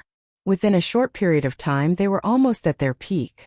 Surging power seeped out of their pores, and the air around them surged. Even people standing a little further away could feel the power radiating from them. Among the 10 of them, 7 of them were advanced totemic warriors. As for the remaining 3, although they were slightly weaker, they cooperated well and were not a burden. Instead, they were able to contribute their own strength, waiting for the right moment to deliver a fatal blow. Black Bear, Mao Da and Guang Yi had 2 advanced totemic warriors, and 1 intermediate totemic warrior in front of them. They worked well together too. They would not believe that their opponents were not prepared. Guang Yi wanted to block for Xiao Xian, but he was surrounded by 3 people. He was furious. Without thinking, he drew his bronze sword and met their swords head-on. The collision of the tyrannical power and the sound of the blades colliding was like a thunderclap. Guang Yi sensed that something was wrong. There was a chip on the edge of his sword. Back then, when Gongjia Hung visited the Flaming Horn tribe, he had given them 10 weapons. However, Guang Yi did not accept them because he did not like them. Plus, he wanted to leave them for the younger members of the tribe so he could use his own. When he came here with Xiao Xian, Duokong also wanted to give his sword to Guang Yi, but Guang Yi rejected him. Duokong still had to lead the team back and it would be dangerous. He was with Xiao Xian and the black bear, so there would not be too much trouble. That was why Guang Yi was only carrying a sword he picked up in the morning. It was a normal sword. He heard that many people in the royal city carried swords, so Guang Yi picked a random one. He was not used to using anything anyway. His old machete had broken and he could not make a new one. Later on, he used a sword, but he was not used to it. Xiao Xian had said that when he came to the royal city, he would see if he could get a new machete from Gongjia Heng for Guang Yi. He did not expect this to happen before he even met Gongjia Heng. The opponent's weapon was obviously of higher quality. Guang Yi's normal sword might not last long. Guang Yi would not be able to get rid of them. Guang Yi sensed that something was wrong, and so were his opponents. Guang Yi's opponent felt as if he had bumped into a bull. The recoil numbed his entire arm, and even his bones were trembling. Indeed, it was the right decision not to pick this person. If Lu Bi fought this person, he might not be able to finish him off quickly. Although he was not easy to deal with, the Linlu tribesmen were secretly pleased with their strategy. Black Bear and Maota would not be able to win in a short amount of time. They would not be able to take care of Xiao Xian. Lu Ming smirked. This was all within his expectations. Black Bear's men were indeed very strong. If they had enough time or good weapons, the 10 of them might not be able to defeat them. But according to the plan, Lu Ming believed that Lu Bi would be able to defeat them in one hit. With 4-1, Black Bear's side would be left with 3. As for the Lu family, it would be 10 against 3. If they couldn't defeat Black Bear, they would let Lu Bi do it. With their cooperation, they wouldn't lose no matter what. On the other side, Lu Bi's body flashed. His tall and muscular body was not as clumsy as it looked. Instead, he was unusually agile. The muscles in his legs expanded, propelling his body forward. He charged towards Xiao Xian like a cannonball. His target was clear. He did not even look at the others. In the blink of an eye, Lu Bi was in front of Xiao Xian. The hammer he swung seemed to have sealed off Xiao Xian's escape routes. Xiao Xian was completely enveloped in the shadow of the hammer. There was nowhere to run. Lu Bi was hailed as the only prodigy of the Linlu tribe in hundreds of years. He was not someone who only had strength and no skills. Clang!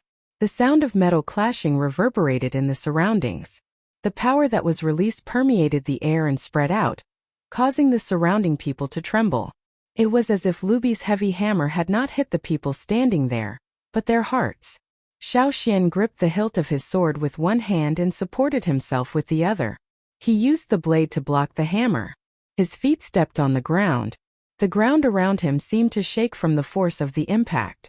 Spiderweb-like cracks appeared on the ground. The earth and rocks on the ground were shattered by this tremor, and like a backflow of rain, they flew up high from the ground. The web between Xiao Xian's thumb and index finger split open, blood dripping onto the ground. However, this block had stopped the hammer.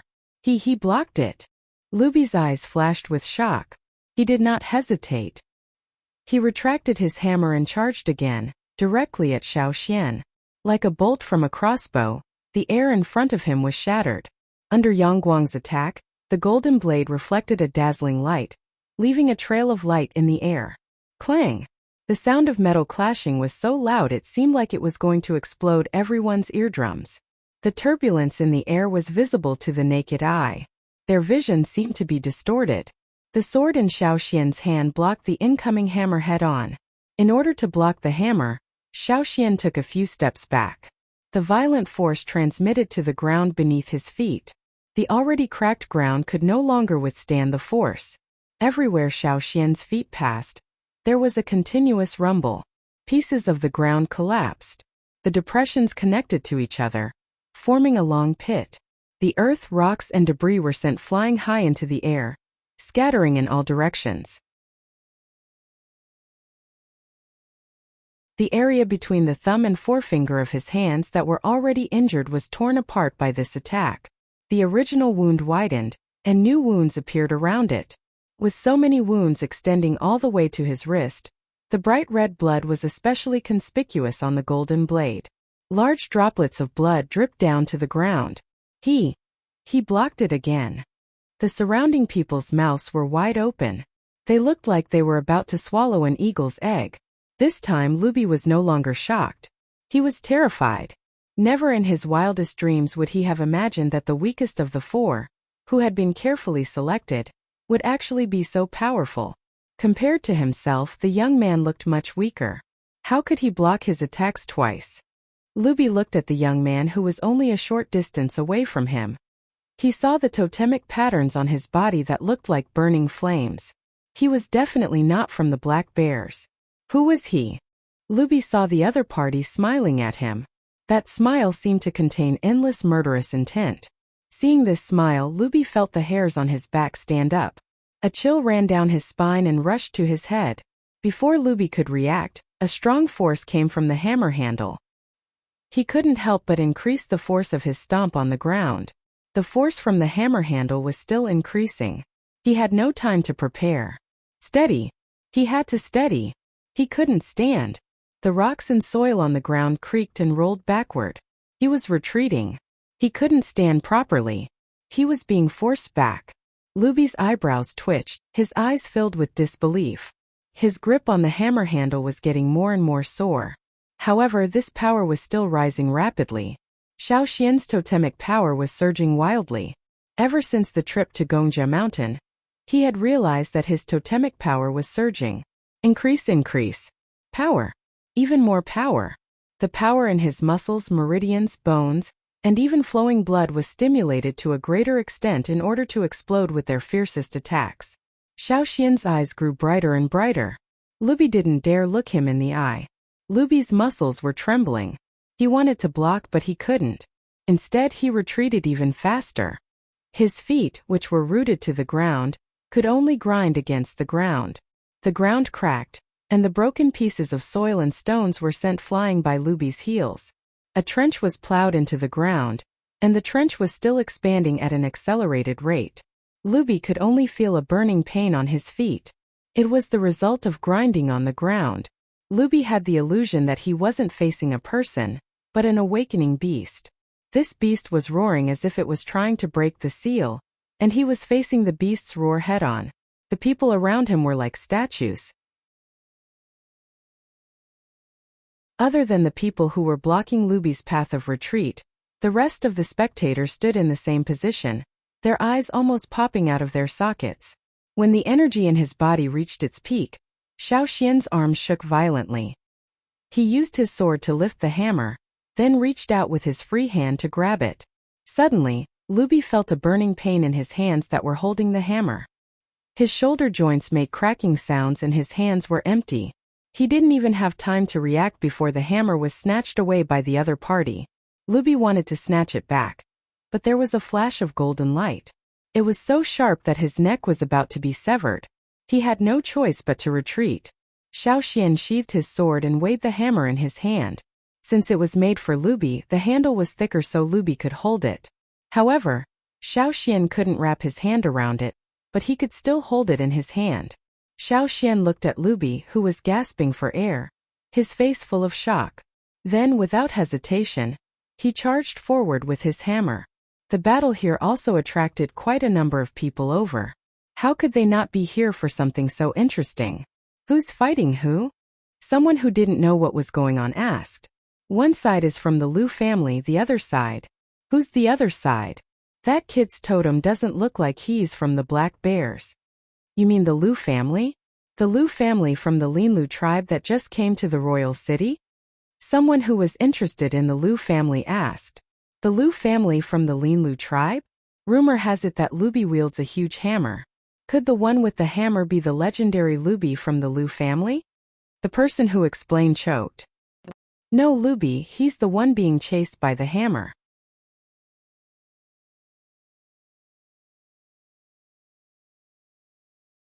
Chapter 442. That's Luby.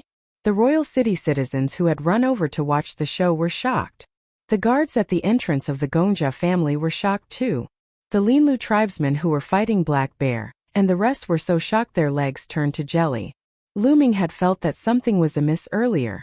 When he and the other two were blocking Black Bear, they had focused all their attention on Black Bear. They didn't dare to be careless when facing Black Bear, so he couldn't see what was happening on Luby's side. However, he believed that things would go according to his plan. However, when they first clashed, the sound was different from what he expected. Confusion flashed across his eyes, but he did not think much of it. What happened next stunned them. If it wasn't for Luby, they might not have chosen Black Bear.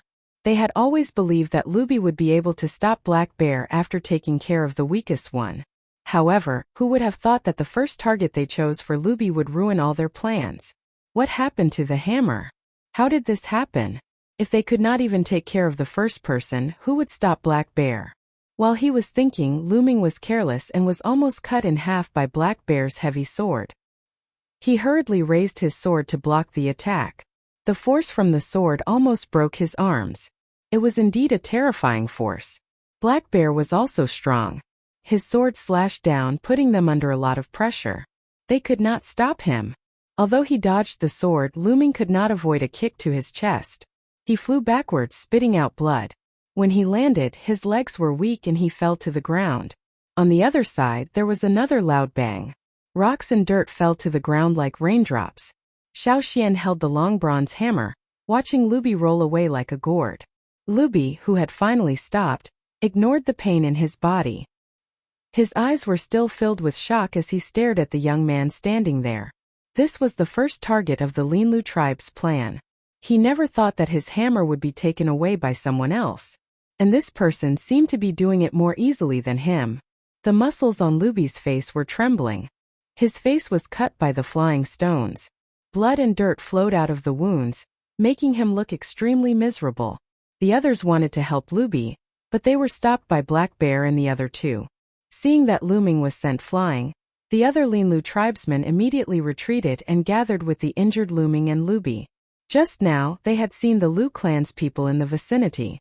They should have gone to call for reinforcements by now. This made them feel embarrassed, but at the same time they were relieved. With reinforcements coming, Black Bear wouldn't be able to do anything to them.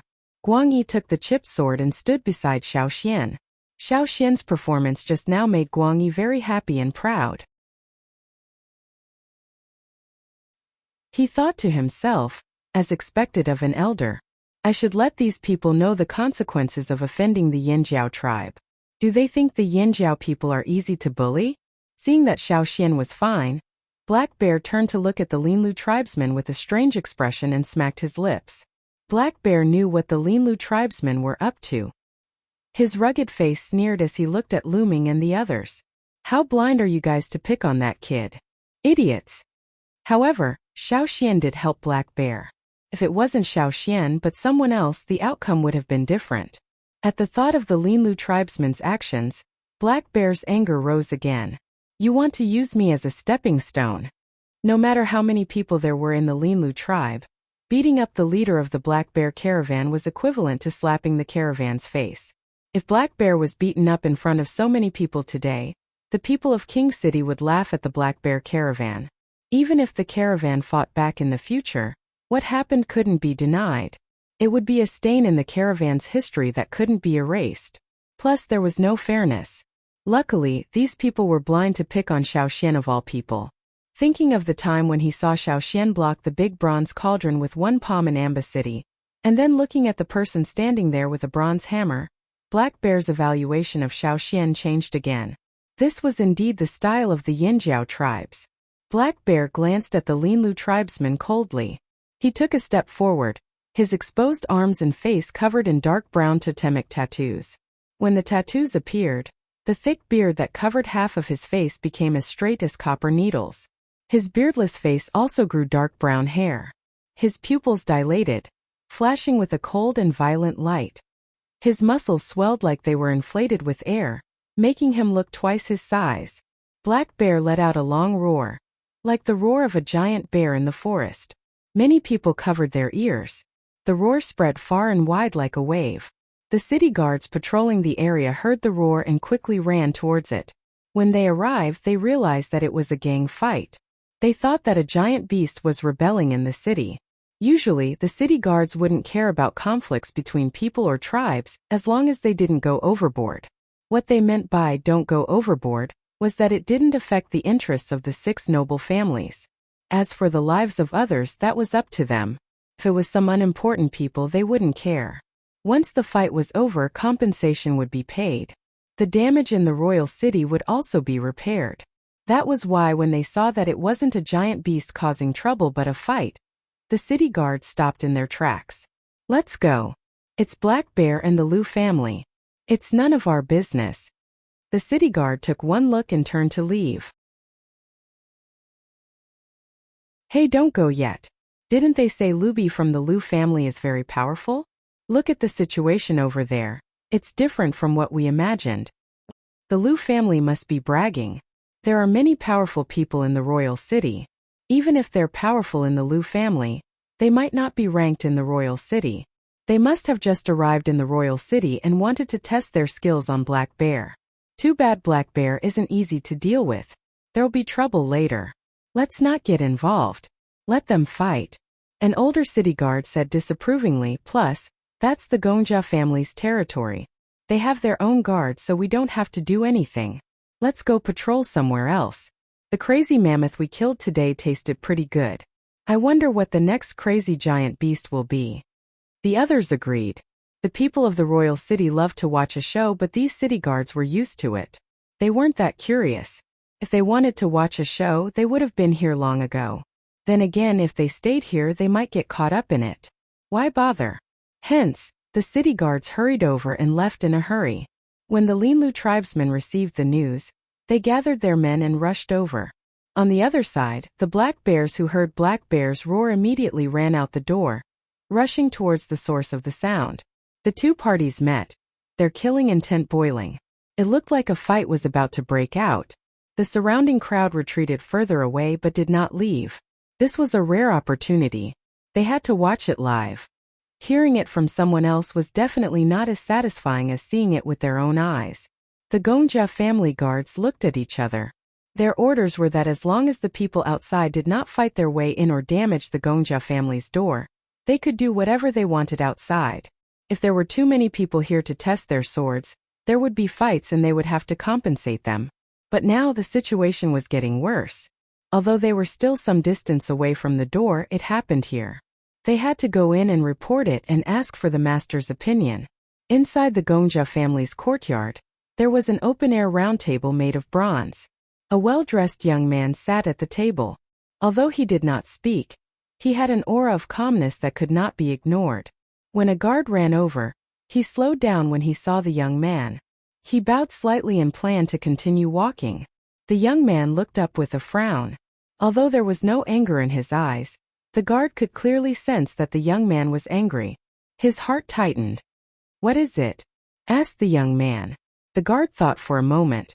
"It's something outside. The Black Bears who came to test their swords are fighting with the Lu family. There are more and more people here now. I'm afraid something might happen."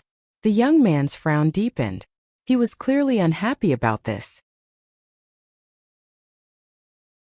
He had heard the commotion outside too, but his mind was on the forging room 10 steps away. He had completely ignored the commotion outside. "Where are the city guards?" The city guards came and left.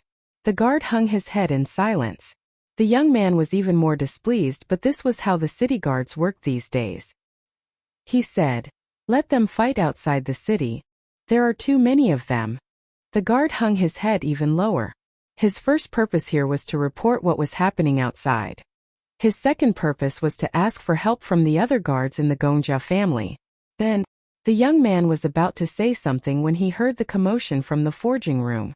He stopped talking and hurried over. "Master Hung, how is it?" Hung walked out of the forging room looking exhausted. He wiped the sweat off his face and shook his head helplessly. The young man's expectant gaze dimmed, returning to calmness. His gaze was determined. "If that's the case, I'll continue to search until I succeed. If I still can't find it, then I'll have to." Hung sighed. "Why do you have to do this? You're willing to sacrifice yourself for a sword?" He walked to the round table, picked up the pot of warm water and poured it into his mouth. After drinking half the pot, He turned to the guard. What happened now? The guard was here because of the commotion outside. These days, Hung had received several reports of fighting outside. However, he had spent most of his time in the forging room. The isolation was too good, so he did not know what was going on outside. The guard repeated what he had just said. Tell them to get lost, said Hung mercilessly.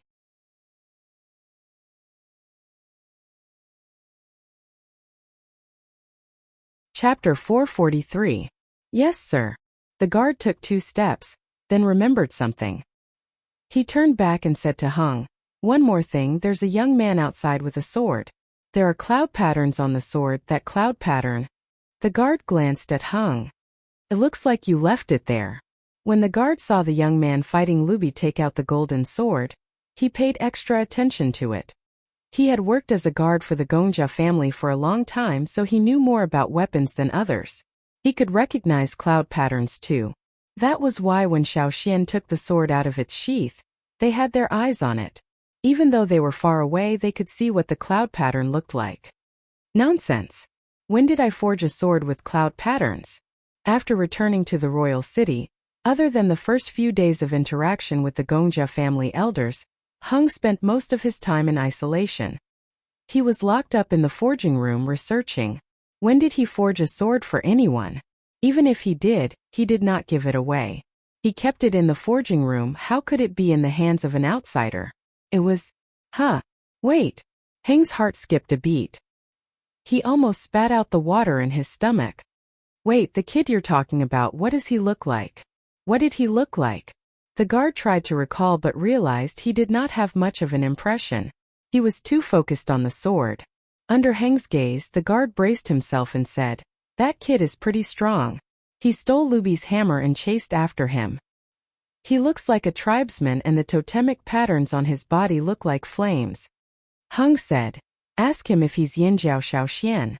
If he is, bring him in. The young man standing at the side was already shocked when he heard the guard say someone stole Luby's hammer and chased after him. When he heard Heng's reply, he was even more shocked. Yinjiao Xiaoxian? I've never heard of that name. Master Hung, do you know him? Did you really forge a sword for him? Asked the young man. Hung nodded. If it's really him, I gave him the sword. But when the sword was mentioned, he remembered the embarrassing incident when he chopped rocks to test his sword in the Yinjiao tribe. He had been inspired by that incident when he proposed to test his sword by chopping rocks to test his sword. However, there was no need to say those things out loud. Yinjiao, that name sounds familiar. The young man said in a low voice. That's not a person's name. It's the name of a tribe. The Yinjiao tribe, said Hung. Ah, it's them. The young man remembered. I once heard the elders of the clan mention the Yinjiao tribe. They said that every time the Yinjiao people came to the royal city, something would always happen. However, it has been many years since the last time someone from Yinjiao came to the royal city. At that time, even you, Master Hung, weren't even born yet. I can't believe they're here again. Thinking about what the elders said about the Yinjiao people, the young man said, that's true. They caused quite a commotion this time too. They stole Luby's hammer in front of so many people and even chased after him. This is enough for the royal city to talk about for a long time. Hung had something he didn't say. He suspected that if he didn't let Xiaoxian in soon, would he stomp on the door? Or had he already stomped on it? Jifeng, you've been sitting here the whole time. You heard the commotion outside, right? Was it very loud? Hung was worried. The young man, Jifeng, thought for a moment. Think so. There was a rumbling noise. Hung was even more worried now. The guard who came to report had left, so he couldn't ask for details. But why was Xiaoxian in the royal city now? Could it be that their tribe's 1,000-grain gold was ripe? He was looking forward to that. Seeing that Hung was deep in thought, Jifeng didn't ask further. However, he remembered the name Yinjiao Xiaoxian. He would get someone to investigate and ask about the Yinjiao tribe. How did Master Hung know this person? From his tone, they seemed to be close to. On the other side, the guard who received Heng's orders returned to the door, confused and shocked. The 300 people from the Black Bear tribe were in a standoff with a group from the Linlu tribe.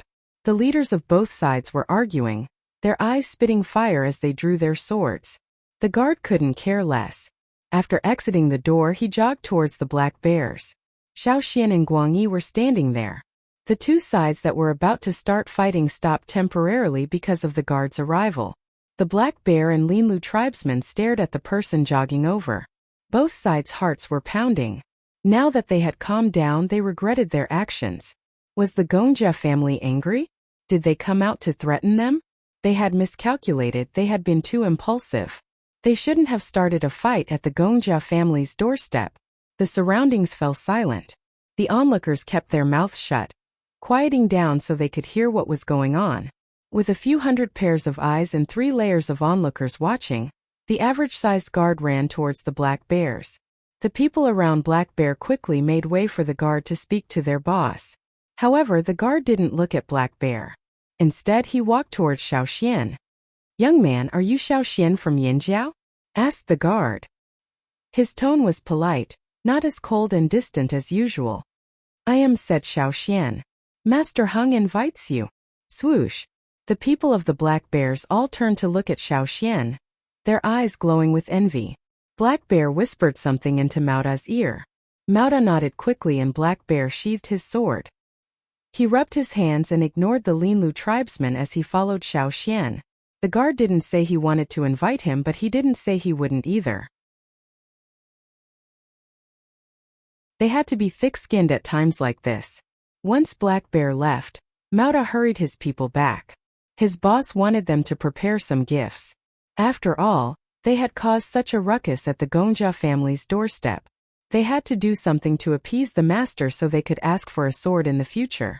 As for the Linlu tribesmen, who cared about them at a time like this? They could go play on their own. Let's deal with Gongjia Hung first. The Black Bears ignored the Linlu tribesmen and left.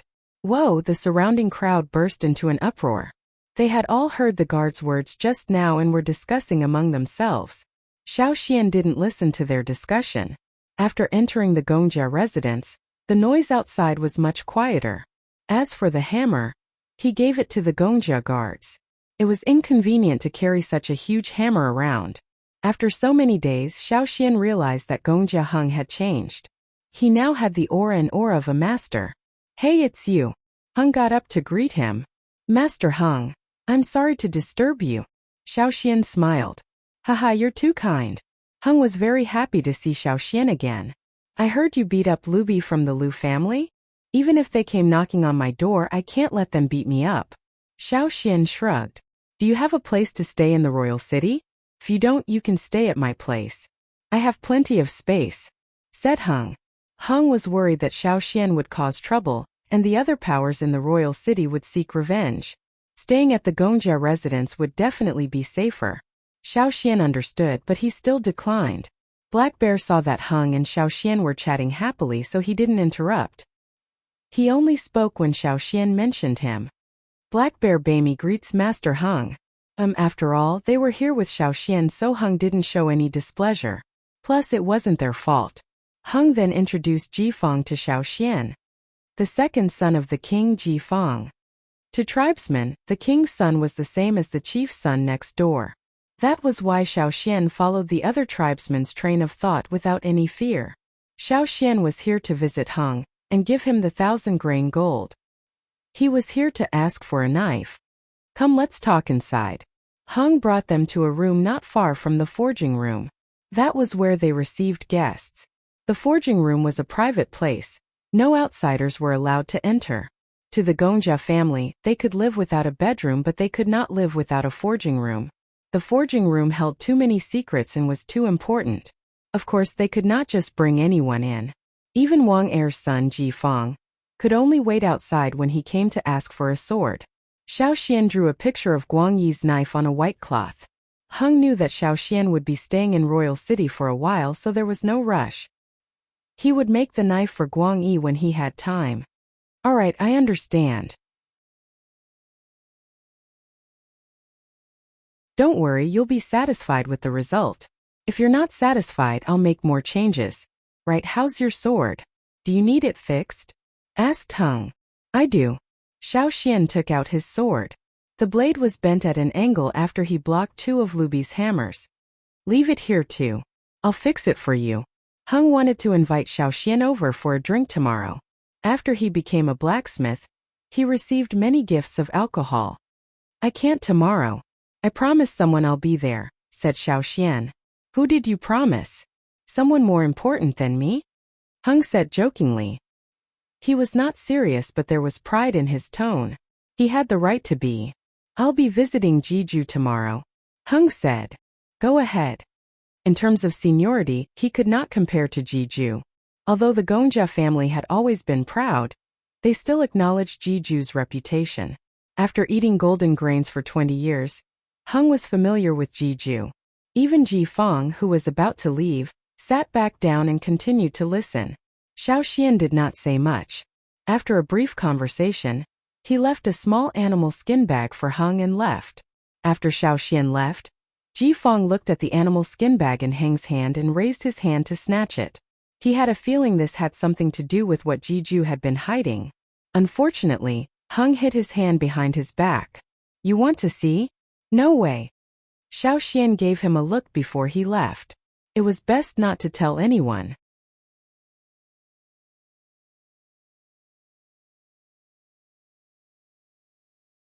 Chapter 444. Xiaoxian and Guangyi's swords were with Hung. Hung would fix Xiaoxian's sword. However, Hung looked at the sword with disdain. Perhaps it was due to his experience and understanding of advanced techniques that he no longer liked the original sword. He would probably make bigger changes. As for Guangyi's sword, it was a useless sword. Hung did not even look at it. When they came out, Xiaoxian and Guangyi had brought 2 temporary swords from Hung. They were not very good but much better than Guangyi's previous swords. Black Bear wanted to leave his sword there for Hung to fix, but today was not the right day. He would wait, there was no rush. Since he was able to come in and Xiaoxian had mentioned the sword test, Hung knew that the next time he came would be a good time. It would be best if he could get an axe. When they came out, the hole at the entrance was being filled up. There were Black Bears and Linlu tribesmen. They split into 2 groups to fill up the hole, not interfering with each other. As the saying goes, the first spurt of energy, the second spurt of energy, the second spurt of energy, and the third spurt of exhaustion. They didn't fight when they were most impulsive, but now that they had calmed down, they each had their own thoughts and no longer had any thoughts of standing up. Of course, that was only because they didn't fight here and now. Perhaps not long after, they would fight to the death in other places. Both sides had sent gifts to the Gongjia family. The Linlu tribe wanted to send gifts tomorrow, but when they saw Mauda rushing back with so many gifts, they did not want to be left behind. After all, they might need the Gongjia family's help in the future in the royal city. This was especially true for Master Hung, who had just emerged this year. Even if they were not on good terms with him, they could not afford to offend him. However, Black Bear was not so worried. When he saw how familiar Hung was with Xiaoxian, he was relieved. At the same time, he was glad. They had helped the Yanjiao people because of Amba City. They did not expect to encounter something like this in the royal city. Who would have thought that the Yanjiao tribe, which had not set foot in the royal city for decades, would actually know Jeju and Hungda? Even if the other people in the royal city forgot about the Yanjiao tribe after today, there would be more people who would remember the tribe that had caused several sensations in the royal city. The ability of the people of the royal city to gossip should not be underestimated. After visiting Gongjia Hung, Xiaoxian prepared a change of clothes. He also sold 2 bags of the grains he got from Jeju to the Black Bears. He still had some gold leaves with him. The next morning, Xiaoxian, Guangyi and Black Bear went to golden grain fields again. Last time it was mentioned that Xiaoxian should stay at the fields for a while so he would not attract attention if he ran around every day. This time, Xiaoxian brought his equipment and prepared to stay at the fields for 3 to 5 days. He wanted to see how Jeju's fields worked, learn more about the crops and the customs here. Black Bear was here to make himself known. At the same time, he wanted to borrow Xiaoxian's reputation to get some newly harvested grains from the steward. He could not stay at the fields for too long. Jeju did not invite him and he knew that. That was why after he followed Xiaoxian to the fields and made a deal with the steward, Black Bear left happily. Jeju did not usually manage the trade. If he had to do everything himself, why would he need so many stewards? That was why he was only in charge of the farming and left the trading to the stewards. Outsiders wanted to get their hands on golden grain?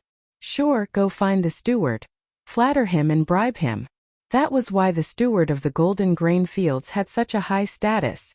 In the field, the harvest in autumn was the most abundant. Although there were crops harvested in other seasons, they were relatively less. At this time, the field had already harvested a batch of millets. The immature ones had matured one after another. During this time, the slaves in the field were very busy. They had to harvest, plant, and prepare the crops in the field for winter. Every tribulation of the 1,000-grain gold is very important. Once it passes the first tribulation, it will reach the peak of growth. Don't look at how small they are now. After the second tribulation, they will grow faster. By the third tribulation, they will have ears. Too bad you won't be able to see it, Jiju said regretfully. He wanted to show off, but Xiaoxian and the rest had to go back before winter. That was the tribe's custom. When the 1,000-grain gold ripened, the Yanjiao tribe would have just finished their ceremony. Xiaoxian would not be able to make it. As Jiju spoke, he stared at the slaves who were in charge of the 1,000-grain gold. The raw materials for the fertilizer were divided into several large vats. They were all prepared by Jiju before being mixed and diluted a second time. Then they were poured into the ground. Just like some medicines produced by factories, the original solution would be mixed before use, labeled as solution A, solution B, etc. When it was time to use, they would mix solution A and solution B according to the ratio in the manual. This was the same principle. Jiju would not reveal the secret to anyone. Even if the slaves and stewards in charge of the 1,000-grain gold knew the ratio and method of the second mixing, they did not know what the initial fertilizer was. How would they mix it? As for the ones in your tribe, Jiju thought for a moment, then suggested, if you plant them next year, you can try letting the meat rot. You can also add some animal bones, especially those that like to eat grass, shoots and moss. If animal bones are not enough, you can try adding bone marrow. You can do that. Xiaoxian was shocked. Jiju mumbled but did not explain further. Knowing that it might involve some secrets, Xiaoxian did not ask further. He noted down all of Jiju's suggestions and would try again next year. Jiju gave a few more suggestions and Xiaoxian noted them down one by one. Jiju felt that Xiaoxian had already told him how to plant the 1,000-grain gold. It was not nice of him to hide everything from him. That was why, even though Jiju did not reveal the secret of the 1,000-grain gold, other than giving some suggestions, he also told Xiaoxian many other ways to plant other grains. What kind of crops were suited to what kind of environment, what kind of crops needed to be grown, and the key points to pay attention to were all explained. The Ji family claimed to have 100 types of grains, but no one knew if that was true, but Xiaoxian had seen at least 20 to 30 types in the few days he had spent with Jiju. Jiju had also given some excellent seeds according to Xiaoxian's description of the Yanjiao tribe's geographical and weather conditions. The seeds produced by Jiju's fields were things that the tribes far away could not buy even if they had large amounts of gold leaves. Xiaoxian thanked him and put them away carefully. Even though the Yanjiao tribe mainly hunted for a living now, no one could say for sure if they would change their way of life in the future. If there was a chance to go back to the other side of the sea, he could also bring back the seeds here. Many fields had been reclaimed at the old haunt. When Jiju introduced the grains to Xiaoxian, the steward would often pick out the best of the newly harvested grains and put them in a few pots for Jiju to see. When Jiju picked one, someone would take the pot with the new grain. What are the grains for? Xiaoxian asked. They will be made into grave goods, Jiju answered. Grave goods? For whom? For me, of course. Jiju did not think there was anything wrong with saying this. Our Ji family is buried with grains. When the Ji family was in its most difficult times, with countless natural disasters and no harvest, we went to our ancestors' tombs to retrieve the grains that had been sealed away for emergency use. Ever since I obtained my own fief, every year when I harvest new grains, I will choose the best ones and store them away. On the day I leave, I will bring the jars with the grains sealed in them into the tomb. That way I will be able to answer to my ancestors. In the future, if the descendants of the Ji family meet with any natural disasters, I would be able to help them. Xiaoxian, you're still alive and well, but you're already thinking about your death. However, what Jiju said was something that many Ji family members would do. The Ji family had stopped cremation a long time ago. Even some of the younger generation would carefully store the grains after getting them. This was a tradition passed down from generation to generation. As for why they used earthen jars instead of bronze, it was because many bronze wares would rust over time unless they were specially treated. However, not everyone had the skills and confidence to do so. Thus, the Ji family had a habit of using earthen jars to store grain. The bronze wares were just one of the funerary objects. Perhaps to others, the exquisite bronze wares were the most important funerary objects. However, in reality, the Ji family's tombs were filled with various jars and urns filled with grains. That was the most important thing. Some would be sealed with the Ji family's secret technique to preserve them for a long time. Some would remain intact even after thousands of years. Some would be left unsealed in alms bowls for their dead selves. The symbolism was that after death, they would still have grains to eat and would not starve. If the later generations entered the tombs of their ancestors and saw that the unsealed urns or jars were filled with decayed grain husks or even decayed grayish-white grain powder, they would put some new grains in them as a sign of respect. Some dared to think about the Ji family's tombs, but unfortunately, no one knew where it was. The people who went to look for him searched and searched, but they never saw him again. Jiju brought Xiaoxian to see the different types of grains in the golden grain fields. When he saw that the 1,000-grain gold had successfully passed the second calamity, he felt a huge weight lifted off his chest and was in the mood to bring Xiaoxian out for a walk. Recently, it was the peak harvest season for the slave owners' fields. To avoid trouble, they sealed off the road so Xiaoxian did not see anyone loitering outside the fields. Walking out of the fields, Xiaoxian saw some new crops in other fields. One of them looked like an upside-down corn cob. It was as tall as a person and there was only one stalk. It was similar to some of the plants he had seen in the wild, but the ones in the fields were domesticated and could be eaten. "Whose land is that?" asked Xiaoxian as he walked on the dirt path, pointing at a busy farm not far away. They were on high ground so they could see part of the fields. "That's the Yi family's land. I don't remember who owns it." Jiju didn't mind. It was just a small farm and the things he grew were all very ordinary.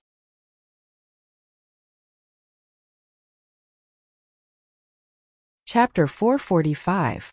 The farmstead in front was not far from Jiju's golden grain farmstead. The fences around the farmstead were not tall, only about the height of a person. It was close to the average height of a person in the royal city. If one did not want to look, they could not see it. If they wanted to, they just had to stand on their tiptoes or step on a small rock. Even if they did not stand on their tiptoes, they could still see through the gaps between the fences because the gaps between the fences were not small. All in all, the fences around the farmstead were perfunctory, but they served their purpose. Even though this farmstead was adjacent to the golden grain farmstead, no one usually paid attention to it. One reason was that the farmstead was too small. The people here were rich in land and the land was vast. With such a small plot of land, it was obvious that the owner was not a big shot. People who passed by did not want to waste their energy on it. Secondly, and most importantly, the crops in this farmstead were of poor quality. Almost everyone who looked inside would shake their heads and not pay attention to it anymore. Over time, no one remembered who owned this farmstead. They would not even give it a second glance as they passed by. With such a small plot of land, one could see the end of it at a glance. The crops in the field were all stunted and could not be sold for a high price. It was fine to leave it for the owner to eat. At least he would not starve to death, but it would be difficult to sell it. Jiju also did not remember who owned this land. He only knew that it belonged to the Yi family. However, this farmstead was too small. In his memory, it seemed to have changed owners several times. He remembered that there were 2 wells in this farm. One had dried up, and the other was barely maintaining the farm. The weather in the past few years had been rather dry, and the crops in the farm had not been growing well. The frequent changes in owners were also due to the wells. He just did not know which unlucky person from the Yi family had taken over. The Yi family. Tiske Jiju shook his head. Xiaoxian could feel the unspoken words from what Jiju had said in the past. In Jiju's opinion, the Yi family was not suited for this. They could do divination on the street but not in the fields. They did not have the talent. Moreover, the E family was full of lunatics. Some of them were not strong. On cold days they could stare at the dark sky for an entire night. Then they would be half dead and bedridden for a few days. How could their bodies withstand the cold wind? He was courting death. The E family was the most suicidal of the 6 aristocrats. There were also some who sat with blank eyes. Then, as if they had thought of something, they would suddenly laugh out loud or suddenly grieve. It was frightening. Jeju recalled the usual behavior of the E family members he knew and could only shake his head helplessly. He could not understand. However, the fact that the E family was able to become one of the aristocrats of the 6 tribes meant that they had their own capabilities. The E family didn't develop their muscles or bones, but their brains. Some people could observe the heavens and earth, some could predict good or bad luck, and some had other talents. If the E family really wanted to scheme, they could dig a hole without a shovel and kill without a knife. This was also why many people were in awe of the E family. However, Jeju was not afraid of the E family. Other than the few people in the E family who were truly capable, the rest of them could scare off those who did not know the truth. But if they were to put on airs in front of him? He directly ordered people to take care of him with sticks. "Why are you curious about the E family?" asked Jeju. Many remote tribes came to the royal city and were always curious about the E family. "A little. I think they're quite mysterious," said Xiaoxian. "What's there to be mysterious about? They're just putting on an act." Jeju did not think much of it. However, Xiaoxian was not curious because he heard that the field belonged to the E family. He was just curious because he saw the scene in the field. It was the peak harvest season for most of the fields. The field not far away was the same. Although it was pathetically small compared to the surrounding fields, the overall harvest was still okay. The slaves in the field carried their bags to an open space in the field. There was a short wooden table there, and a man in dark clothes was sitting in front of the table. Although he was not dressed conspicuously, there was a sense of elegance about him. He was different from the busy slaves. The other party was young and did not look like a steward. At this time he was sitting at the table, holding a pen and writing something on a cloth. The slaves carried their bags and reported to him, then left for the warehouse. He was probably counting. This was nothing. Xiaoxian was curious about the movements of his other hand. He saw that on his other hand, 4 fingers were slightly bent and the tip of his thumb was moving back and forth between the knuckles of the other 4 fingers. "Come, let's go take a look. You can't even farm like this." Jeju walked over. He had also seen the crops planted in the field. By his standards, it was simply too horrible to look at. He had only gone over to say a few words, but he felt uneasy. The person sitting in his field was counting the harvest and sighing. When he heard the report, he quickly put down his pen and walked over to greet him. "I am from the E family, Isi. Why are you here?" Isi bowed respectfully and looked at Jeju in surprise. "Why can't I come?" No, you're welcome." Isi asked someone to bring a chair over for Jeju. "No need, I'll leave after a while." Jeju waved his hand. When he saw the crops in the field, his anger flared again. "What kind of land is this? I can't stand it." Isi thought, "What kind of land is this if you can stand it?" But he still listened humbly. The moment Jeju opened his mouth, he went on and on about which plots of land were too densely planted, which plots of land were too sparsely planted, which plots of land were severely lacking in water, and that soil was that even soil? It was as hard as a rock. Isi listened silently with his head lowered. When Jeju finished, Isi smiled helplessly. There are indeed many shortcomings. But he didn't plant this land. His father was the one looking after it. He was only here to help count. This piece of land was not good, not only because of the well but also because of the soil quality. They didn't know what had been planted in the past, but it had changed the soil quality. They couldn't restore it and the crops they planted were poor for 2 years. Even with the Ji family's guidance, they were not cut out for this. The harvest could barely sustain them. Poor. Jeju was angry at this person's lack of improvement. But since he wasn't from the Ji family, he didn't want to say more. Fortunately, he wasn't from the Ji family. If he would probably die from anger. Jiju snorted and stopped talking. He motioned for EC to continue with his work while he walked towards the well nearby to check on the situation. Xiaoxian followed him to take a look. The situation was not good. The water level has dropped again. Jiju was troubled. From the looks of it, it would get drier year after year. Even drought-resistant crops needed water. It'll get better, Xiaoxian comforted. No, you don't understand. Jiju looked worried. I have a feeling that something big is going to happen. There are always signs of changes in the world. Also, Jiju didn't finish his sentence. He knew someone from the family. That person was also the crazy person who stayed outside in the cold to stare at the night sky. He remembered that old friend once said in his sickbed, the world that is united for a long time must be divided, and divided for a long time must be united. Unfortunately, when he asked that person after the incident, that person didn't say anything. He only smiled meaningfully. His smile was very annoying. Because of this, the Ji family was on high alert. If there were any signs of rebellion, they would forcefully suppress it. They had worked so hard to build up the current situation. How could they allow others to destroy it? They were especially wary of the other 5 aristocratic families and the newly rising tribes. They were also the main targets of observation. At this moment, a flirtatious voice came from the entrance of the field. Little C. Xiaoxian looked over to see a young woman in a delicately sewn silk gown. Her body was voluptuous but not bloated.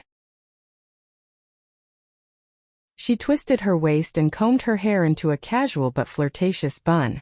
She looked up with a smile and walked in quickly. Her steps were not big, but her steps were quick. Her skirt fluttered like a blooming flower. She raised a delicate hand to cover her mouth and walked towards EC. Her eyes were like water and she smiled. She was about to say something when she saw Jiju not far away. Her expression froze. She didn't expect to see Jiju here.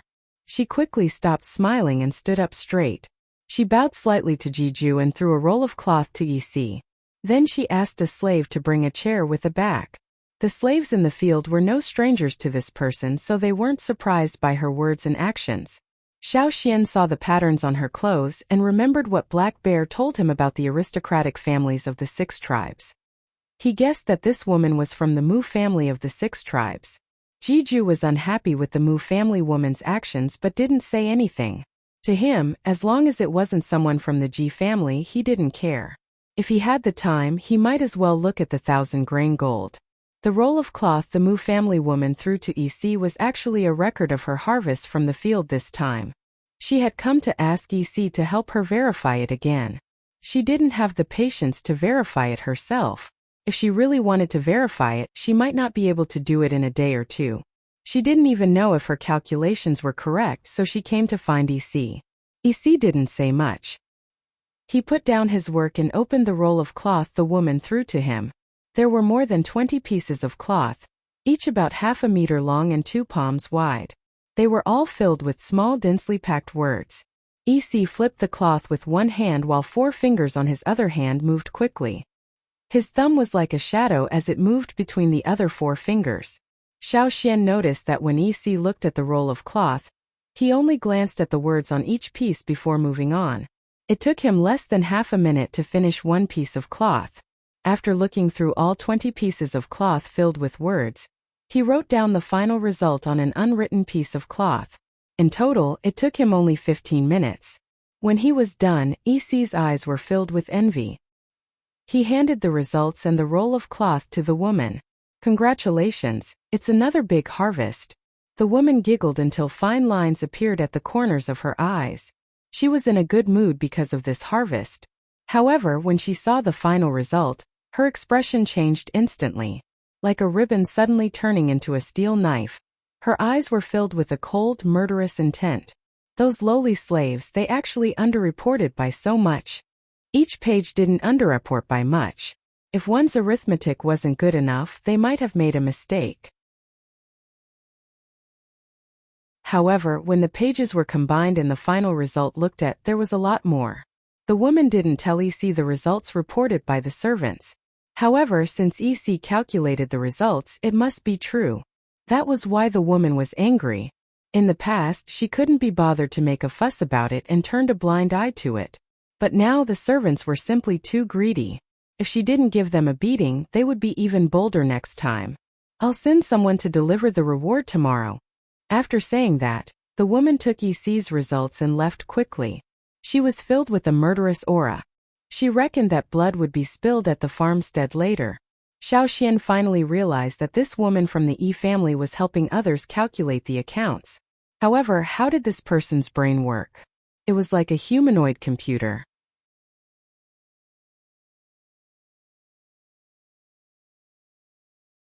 Chapter 446. EC was usually not at the farm, but he would definitely come here at this time every year. One reason was to check on the farm's harvest. The harvest was not good to begin with, and if the people below were to slack off, the days would be even more miserable. However, EC's main purpose for coming to the farm at this time was not his own farm but to catch up with the harvest and earn some extra money.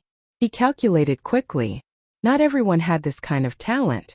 Therefore, after accidentally helping the neighboring farm, EC's reputation spread among the farm masters. At this time, the farm masters who were impatient with their own farm inspection would come to EC for help. In any case, EC used a short amount of time and was highly efficient. His accuracy was almost 100% and he only needed to pay some remuneration. It saved a lot of time and allowed the farm masters to catch evidence of their subordinates lying in the shortest time possible. Why not? To be honest, EC's extra income at this time of year was not much less than his own farms. The woman from the Mu family was the owner of a nearby farm and was one of EC's sources of income. Not long after she left, someone came to look for EC. No wonder he had set the table here and looked like he was going to do something big.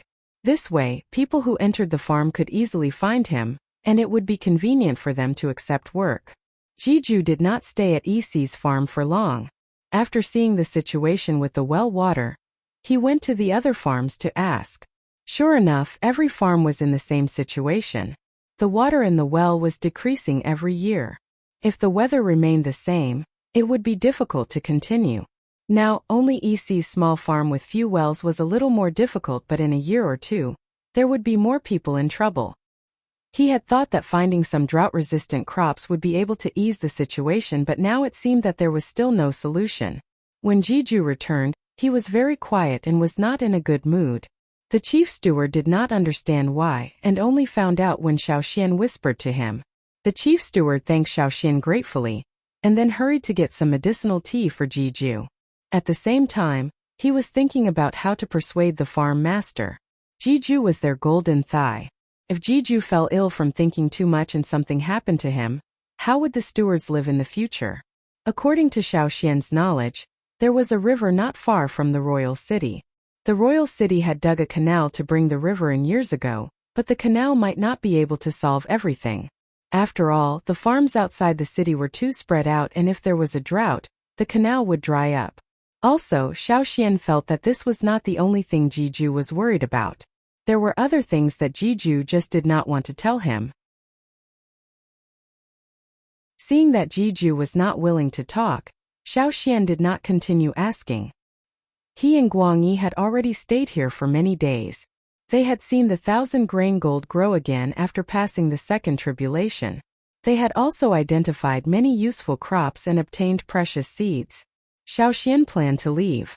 There was nothing to do even if he continued to disturb them. However, before he left, there was something he needed to settle. The next day, Jiju locked himself in his room in Qingmong Palace and did not come out. Xiaoxian went out on his own. The guards at the gates already knew Xiaoxian and did not stop him when Xiaoxian said he was just going out for a walk. Xiaoxian went straight to EC's farm. EC had just finished checking a thick roll of cloth for someone. Beside it were 5 burlap bags filled with grains. This was his reward. A large man with an oily face took the roll of cloth and left with a dark expression. He must have found out that his subordinates were greedy. His footsteps were filled with the smell of blood. When he saw Xiaoxian enter, EC only glanced up without much enthusiasm. What's wrong? Is the owner of the Golden Grain Farm not here today? No, I have something to ask you, said Xiaoxian. Oh, I don't do things without a reward. EC raised an eyebrow. If you can solve it, of course there will be a reward. Hearing that, EC finally looked at Xiaoxian. Tell me, what is it? How much do you need me to calculate? Or do you want to change the accounts? None of those. As he spoke, Xiaoxian took out a small piece of light-colored linen cloth. There were 2 concentric circles drawn with paint on the cloth. There were also some symbols and lines on the drawing. This was the diagram of the circles left behind by the Yi family that Xiaoxian had copied from the walls of Gongjia Valley. However, he had broken down the complicated diagram and simplified it before drawing it on the cloth. Now he was showing it to EC. He could not understand these diagrams left behind by the Yi family, so he could not deduce what he wanted from the diagram.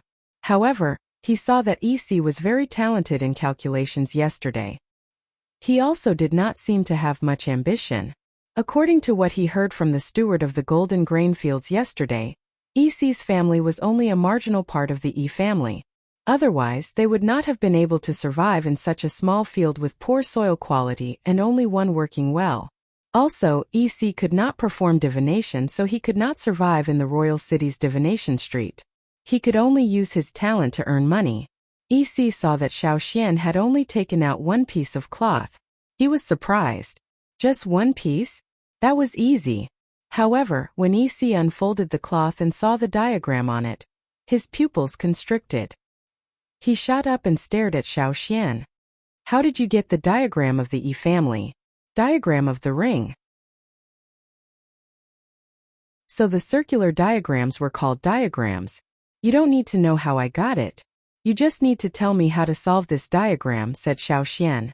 EC stared at Xiaoxian for a few seconds, then sat down again. He tapped his fingers on the table. What do you want to know? Solution? You can't possibly know. Xiaoxian did not refute. He pointed at the lines and symbols on the diagram and asked EC to explain. EC did not refuse.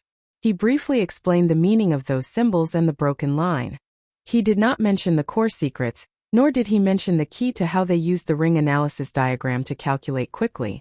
To them, it did not matter if outsiders knew about this.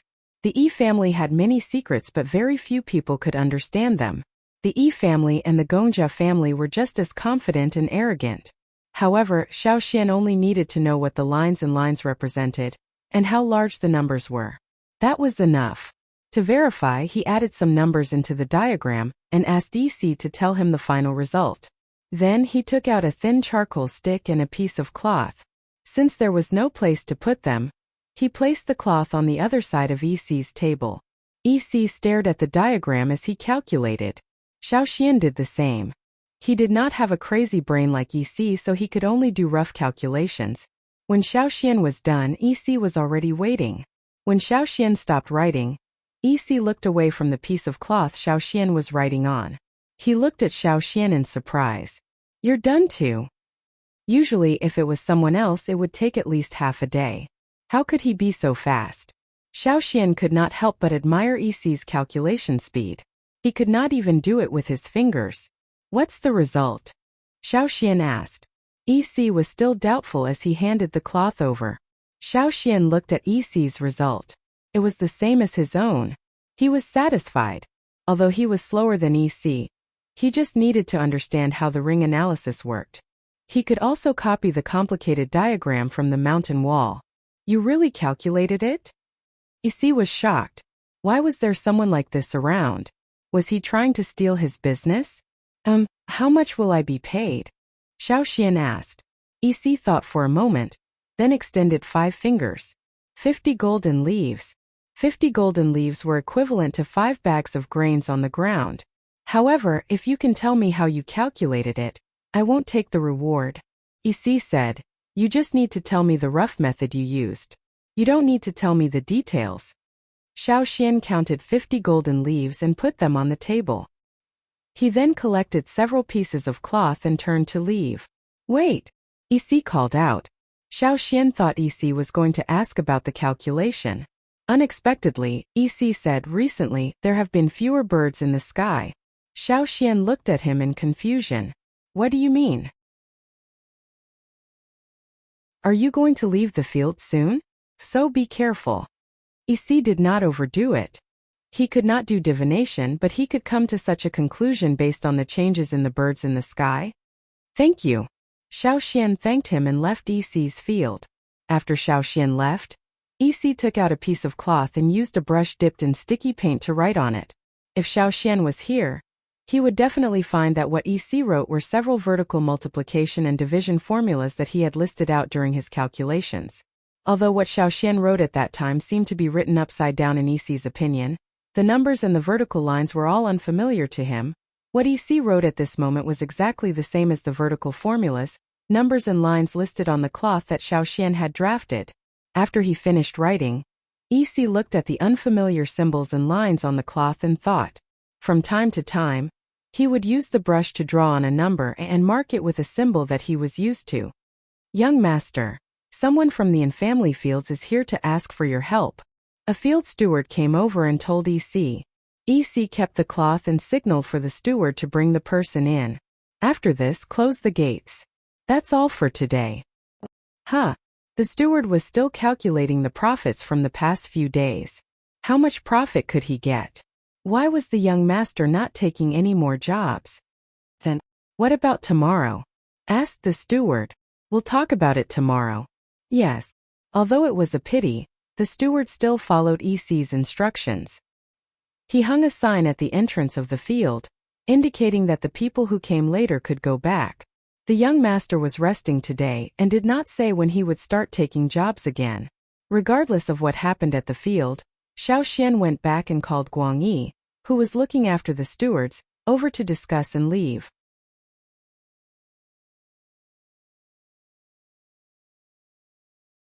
Chapter 447. After packing up, Xiao Xian bid farewell to Jiju and left with Guang Yi with the seeds Jiju gave them. Jiju was busy with something in the house. He only showed his face for a short while before going into seclusion again. The butler prepared a bullock cart for Xiao Xian. There were few horses in the fields but some cows. They were the ones who transported the grains to the royal city. The cow the butler brought out was the one used to transport the grains. There's no driver? Xiao Xian was surprised. The butler only brought a wooden cart with a yellow cow pulling it. There were 4 carriages with tents at the back. There was no driver on the cart. There's no need for a driver. The butler smiled. After sending you here, it will come back. Aren't you afraid someone will take it away? Xiao Xian asked. Who would dare? The butler was confident. It has the mark of the golden grain fields on it. Even if it gets lost, there will be many people fighting to send it back. No one will dare to touch this cart, let alone take it away. As if it was responding to the chief steward's words, the yellow cow even mooed. All right, thank you, chief steward. After saying goodbye, Xiao Xian and Guang Yi got on the cart. After settling down, the yellow cow drove off on its own. On the dirt road, there was no one in front, so it sped up. Even if there were people, they would move aside when they saw the obvious mark on the cow. Guang Yi looked enviously at the cow pulling the cart. If only our tribe had something like that. There will be. Xiao Xian remembered the cows used to pull carts in the tribe on the other side of the sea. However, this was not the time to reminisce. Xiao Xian said to Guang Yi, be careful, it might not go smoothly. Guang Yi's heart tightened. Didn't you say no one would dare to touch the cart? That's under normal circumstances. You can't say for sure. There are always special circumstances. Since Xiao Xian said so, Guang Yi unsheathed his sword and peeked through the gaps in the curtains. Yellow Ox was running happily. Suddenly it slowed down and lost the rhythm of its hooves. It seemed to be a little anxious. After hunting in the forest and experiencing countless life and death situations, Guang Yi's instincts were very sharp. The moment he sensed any movement outside, he adjusted his body to the best combat state and observed his surroundings cautiously. There was an ox cart in front of them. The oxen were the ones commonly used in the surrounding farmsteads. There was nothing special about it. Most farmsteads would leave marks on the oxen, but this one did not. Moreover, it didn't avoid the ox cart like the other carts. Not only did it not avoid it, it even sped up and rushed over. Was that bull crazy? Seeing that the ox cart was about to crash into them, the ox cart on Xiao Xian's side let out an angry cry. It lowered its head, pointed its 2 sharp horns forward, and stomped its hooves on the ground as it charged forward. Bang! Perhaps it was because the cattle in the golden grain fields were fed with high-quality feed, but this one was much bigger and stronger than the others. Its horns collided with the other's horns, and both the cattle and the cart were knocked out of the dirt road. However, this wasn't the end. Before the ox cart was knocked over, the driver cracked his whip. Go! The sacks of grain on the cart were ripped open. The people wrapped so tightly that only their eyes could be seen. Their eyes were like tigers and wolves, and they held unmarked knives and swords in their hands as they charged toward Xiaoxian. Seeing this, Xiaoxian and Guang Yi understood that the other party was coming aggressively. They wanted to rob and kill. Sharp weapons with a cold glint cut through the air, mercilessly slashing at the carriage. The sound of the cloth on the carriage being ripped apart, the sound of the carriage being split open, and a series of different sounds combined into one. It was like a sudden storm, fierce and violent, not giving them any time to breathe. Clang! Crack! The carriage couldn't withstand the sudden attack of so many people. It exploded into pieces and fell to the ground. Only the metal wheels of the carriage rolled on the dirt road until they reached the ditch on the side. Yellow Ox was startled by the sudden turn of events. It let out another long cry after knocking away the other party's cart. Moo! If this was any other place, the ox would have been killed long ago. However, here, none of the robbers touched the ox. Their goal was clear. They were going for the people on the carriage. When Xiaoxian and Guang Yi were ambushed, they rushed out from two different directions. The wooden planks of the carriage under their feet were smashed into pieces. The sword drew a bright light in the air, screaming like a wild beast as it collided with one of the robber's knives. Clang! The knife in the robber's hand broke, the broken half flying into the air. Although Xiaoxian's sword was not as good as the previous one, it was still a gift from Heng. Even if it was not made by Heng himself but by other Gongjia family craftsmen, the quality was still better than a normal sword.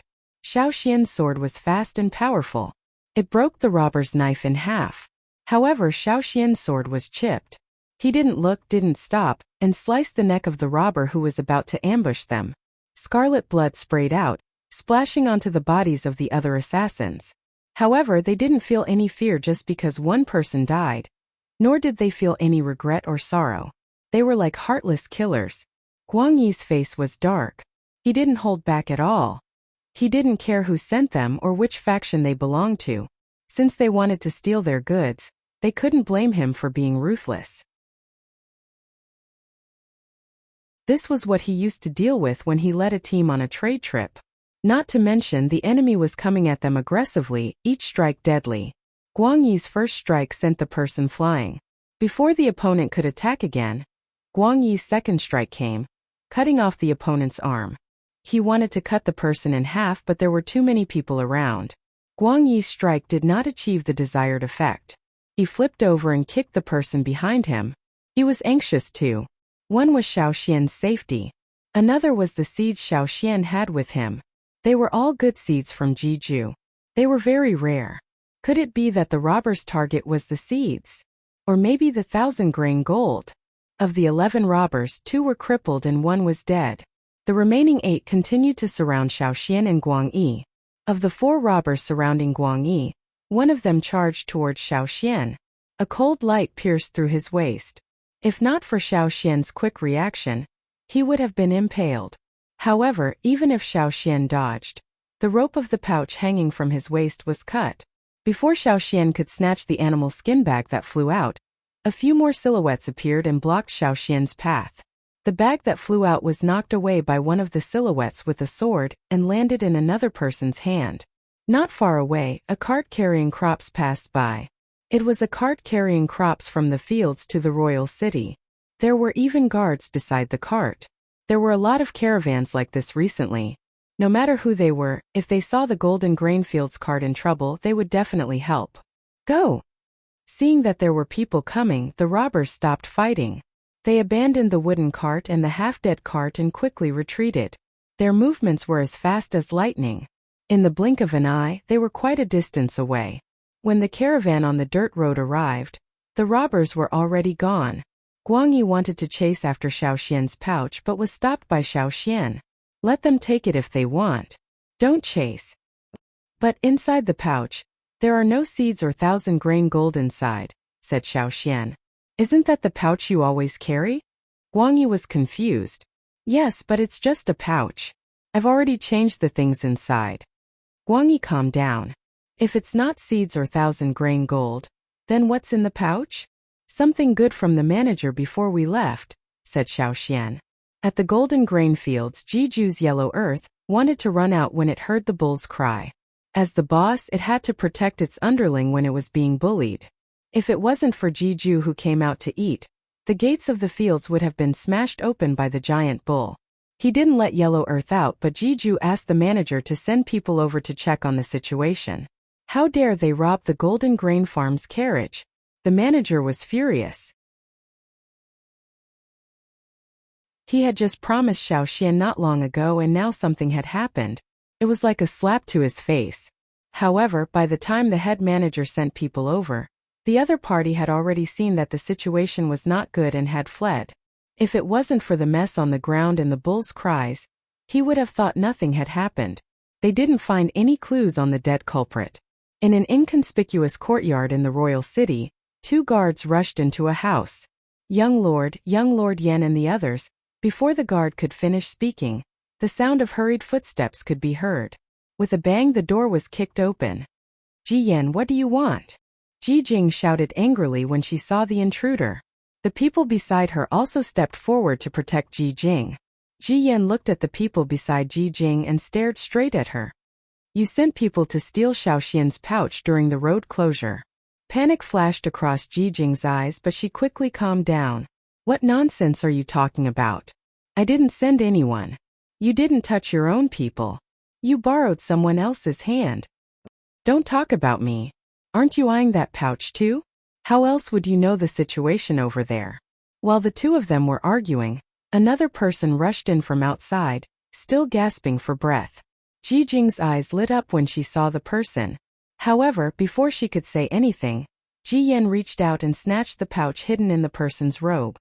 Ji Yan, how dare you steal my stuff? Ji Jing brought the people beside her over to fight for it. While the two sides were fighting over the pouch, someone grabbed the rope tied to the mouth of the pouch and pulled. Bang! The contents of the pouch spilled out like a cannon. The small room was instantly filled with the pungent smell of organic fertilizer, and the powder was sprinkled on everyone's body.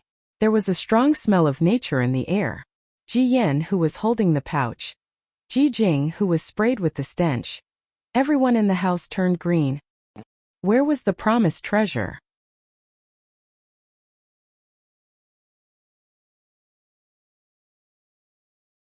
Chapter 448.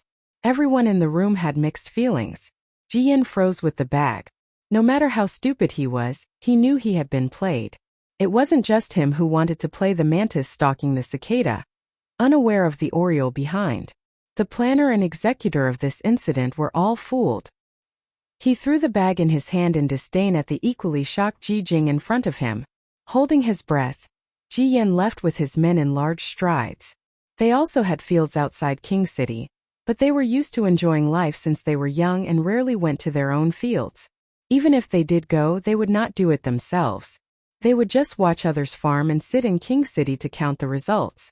If it were not for the secret that Jiju had been hiding, they would not have gone to the fields previously.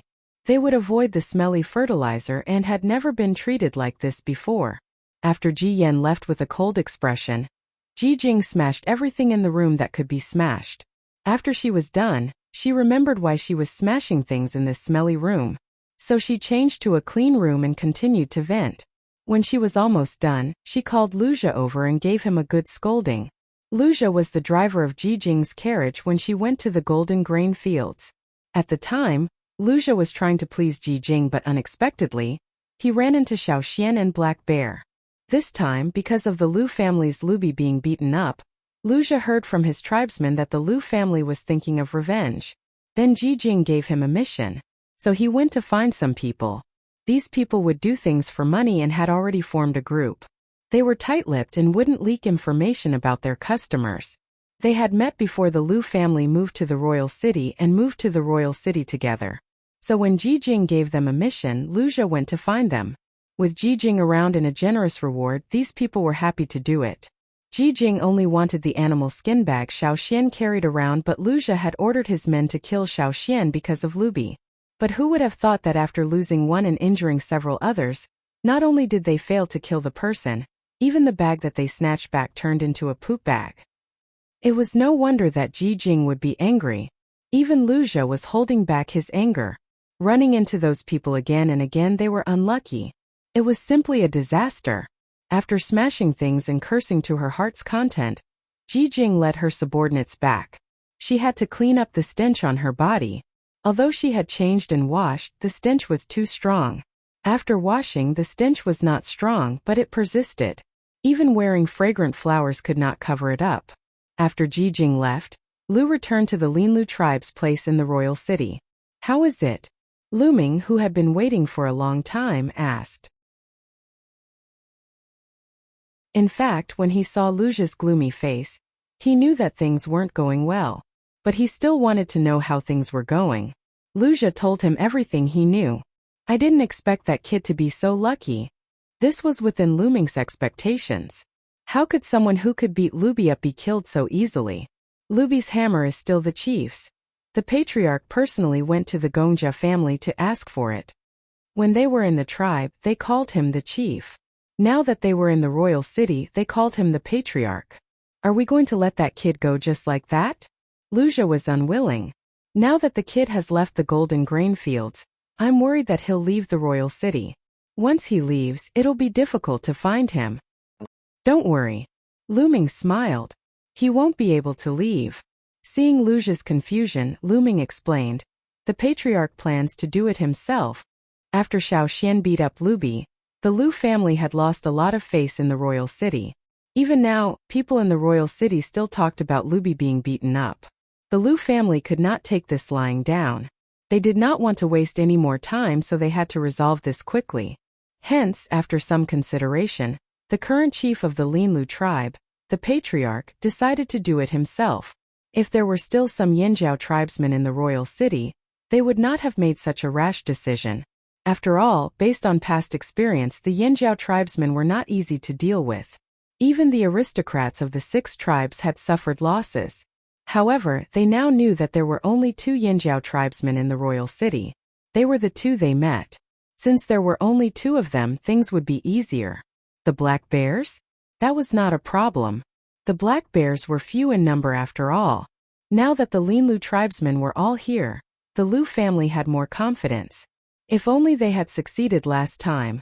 When he thought about what happened at the Gongjia entrance, hatred flashed across Lu Ming's eyes. However, this would be resolved soon.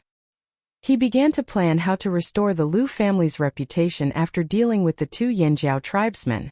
The royal city people who liked to watch drama were forgetful. They would only remember the final result.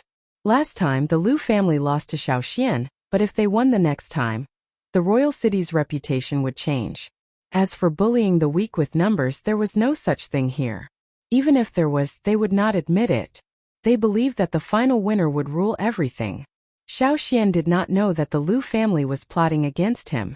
After he and Guang Yi were attacked, the manager of the golden grain field sent a new bullock cart over with a few guards. The guards and bullock cart only returned after they sent Xiao Xian and Guang Yi to the city gates.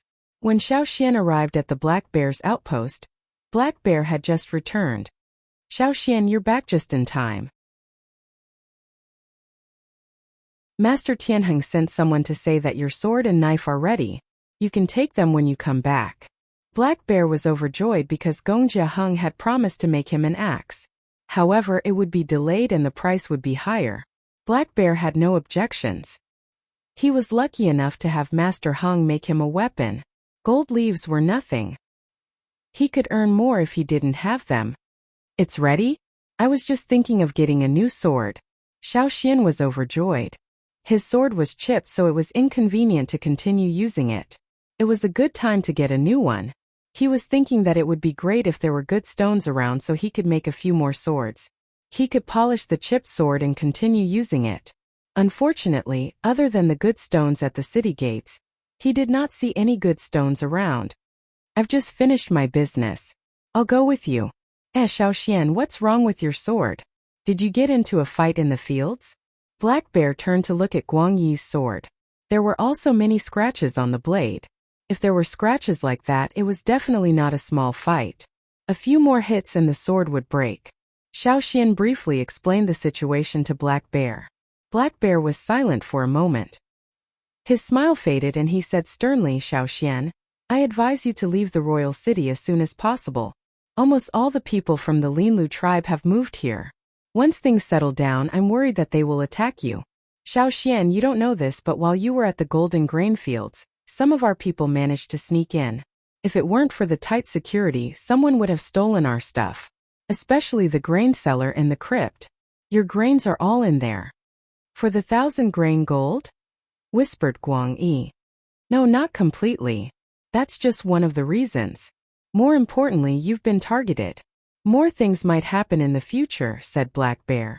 It was hard to find a chance to deal with Black Bear, but it was much easier to deal with Xiao Xian. After all, Xiao Xian did not have a place to stay here. Plus he was alone. I understand. Xiao Xian had already thought of this when he was attacked.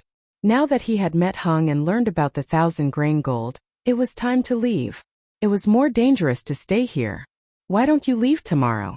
Maoda was supposed to leave in 3 days, but since you're in trouble, you should leave earlier, said Black Bear. Thank you. Sai, you're welcome. I even used you to get some golden grains and met Master Hung. This is nothing. Black Bear chuckled. When Xiao Xian arrived at Gongjia Heng's place to get the sword, Hung was busy in the forging room, so Xiao Xian did not see him. However, Hung had already instructed his apprentices to bring him the sword and knife he had made. There were also a few decent weapons, all axes. When Hung was at the Yanjiao tribe, he had heard that tribesmen preferred axes when they hunted. This time, he asked his apprentices to forge some axes for Xiao Xian. Xiao Xian took the sword and opened the cloth wrapping it, revealing the golden blade. Compared to before, the golden color of the blade was lighter, but Xiao Xian felt that it was sharper. The patterns on the blade had changed. Within the golden blade, the silver lines were like flames. He tossed a piece of wood the apprentice handed him to test the sword. The blade flashed and the wood as thick as a forearm was easily cut in half. Do you still want to try rocks? Asked the apprentice expectantly. No need, I know what to do. Xiao Xian put the sword away. After the modification, although the sword had been upgraded in all aspects, it might not be able to cut through rocks easily. Even if the blade was flawless, it would still be affected. For a sword like this, if the blade was damaged, it would be broken. If there was a chance in the future, Xiao Xian wanted to forge a sword for himself. A knife would be even better. However, the tribe's core seed was on the other side of the sea, and the core seed here was controlled by the 6 major tribes. The Gongjia family would not let outsiders take advantage of them. He did not know when he could go back. Xiao Xian sighed as he kept the sword. He asked Guang Yi, who was testing the knife next to him. How was it? Guang Yi's face was glowing. Very good.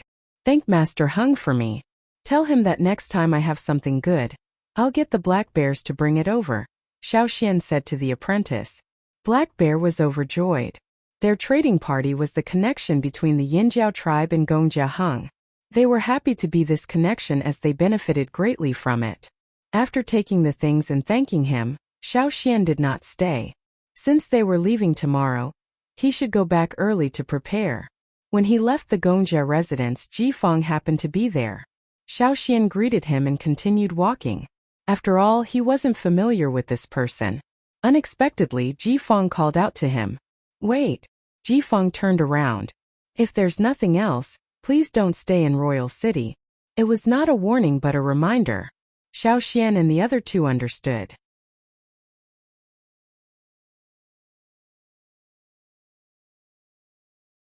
Chapter 449. Since Ji Feng said that, it meant this place was no longer safe. When they returned to the caravan, Black Bear told Xiao Xian his speculation based on Ji Feng's words and attitude. This time the Linlu tribe was really going to make a move. However, the others would not interfere, they would just watch. Actually, in the eyes of the 6 aristocrats, this is nothing. Even Xiao Xian beating up Lubi, they'll just treat it as gossip. None of this was important enough for the 6 aristocrats to take seriously. So what if Xiao Xian beat up Lubi? What did that prove? Did it prove that the Yinjiao tribe was stronger than the Linlu tribe? No. A tribe's power was not determined by just one or two people. Plus, whether it was Xiaoxian or Lubi, the prodigy of the Linlu tribe, others might take a second look at them, but in the eyes of the aristocrats, they were just children playing around. This was also the reason why none of the influential figures of the 6 tribes had made an appearance until now. It was because they didn't care about these small squabbles. As for Xiaoxian's life, they did not care. In fact, they were happy to see Xiaoxian suffer. Just because they did not make a move did not mean they did not want to see others make a move. If the Yinjiao people were unlucky in the royal city, they would be happy too.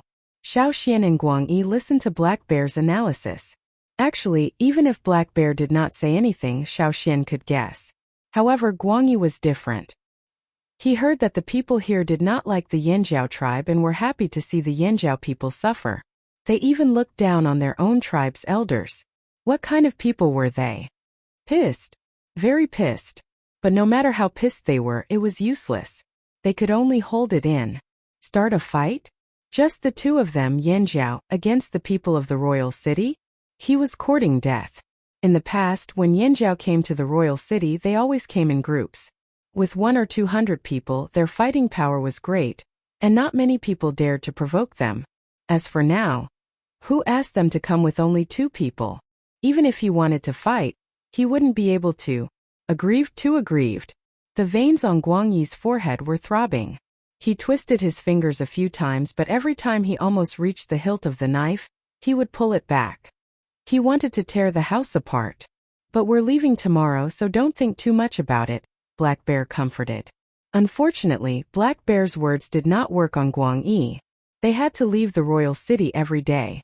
It was not because they wanted to leave, but because they were forced to leave by the situation. They had to leave with grievances and unhappiness. Actually, I'm worried that the Linlu tribe will stop you from leaving the city tomorrow, Black Bear said worriedly. When the roads were sealed off, the Linlu tribe must have sent someone to rob the golden grain fields.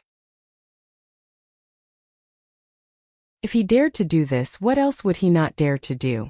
This might not be easy to deal with. As they spoke, someone came to report. The people watching the Linlu tribe said that there's something going on there. What do you mean? Black Bear's heart jumped. The person shook his head. We only know that the Lu family has been coming and going frequently. They suddenly went to give gifts to the 6 noble families. They seemed to be planning something. As for what they were planning, they could not find out. After all, they could not enter the core of the noble families. They could not find anyone to investigate further. Continue to keep an eye on them. Send more people. Black Bear said. Yes, sir. After the person left, Black Bear was even more worried. Maybe they've already made their move. Leaving the city tomorrow might not go smoothly. If the Linlu tribesmen stop the caravan when it leaves the city tomorrow, then we fight. Guang Yi gritted his teeth. If they were close to the tribe, he would have led his men to fight already. The tribe's survival depended on fighting. They could not retreat. If they took one step back, they would take a second step, a third step, until they were forced into an even more difficult situation. When his ancestors brought the tribe here, they had fought their way here. The place they lived in today was also won through hard work. Although Guang Yi was calm in the tribe, when it came to certain matters, he would not remain silent. However, Guang Yi was worried about Xiaoxian. Xiaoxian's position in the tribe was special. The chief and shaman both valued him. Plus, Xiaoxian was the only one from his brother tribe on the other side of the sea. Guang Yi was not afraid of anything happening to him. Even if he died here, he would not complain. But Xiaoxian could not. Guang Yi was conflicted. His facial muscles were almost contorted. Seeing Guang Yi's reaction, Black Bear looked at Xiaoxian. Xiaoxian, what do you think? Black Bear knew that between the two, Xiaoxian was the one who made the decision. Plus, this kid had a lot of ideas. Maybe he could think of an easier way to avoid the Linlu tribe? Guang Yi looked over too. He actually hoped that Xiaoxian could think of a way to avoid them. But another voice was screaming, hoping that Xiaoxian's answer would be the same as his. It was extremely contradictory. Xiaoxian looked away from the window and said calmly, "Then we fight." The same answer as Guang Yi. Guang Yi did not know if he was proud or worried. He opened his mouth but remained silent. After receiving their answers, Black Bear sighed and shook his head. Rest first. I'll bring people to escort you out of the city tomorrow. After Black Bear left, only Guang Yi and Xiaoxian were left. Guang Yi was conflicted. He wanted to persuade them, but before he could, Xiaoxian said, "Sleep early. You'll have energy to fight tomorrow." Guang Yi shut up. The next morning, Mao Da led the team leaving Royal City and loaded the goods onto the bears' backs. Xiaoxian and Guang Yi went over to help. Did you sleep well last night? Mao Da was worried that the two would lose sleep because of the Linlu tribe, but they did not look like they slept through the night. Pretty good, Xiaoxian said. Thank you for your hospitality on this trip to Royal City. Don't mention it. Boss said we got a lot of benefits too, Mao Da said with a smile. Then he turned to check on the other bear. When he turned, the smile on his face disappeared. His eyes were filled with worry. The latest news was that the Lu family wanted to stop them.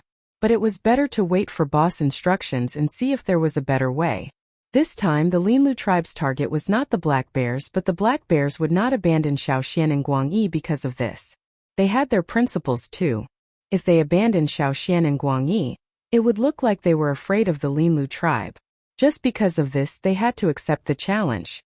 Mao Da tugged on the bear's ear. Wasn't it just the Linlu tribe? What was there to be afraid of? Let's fight then. We'll continue what we didn't finish last time.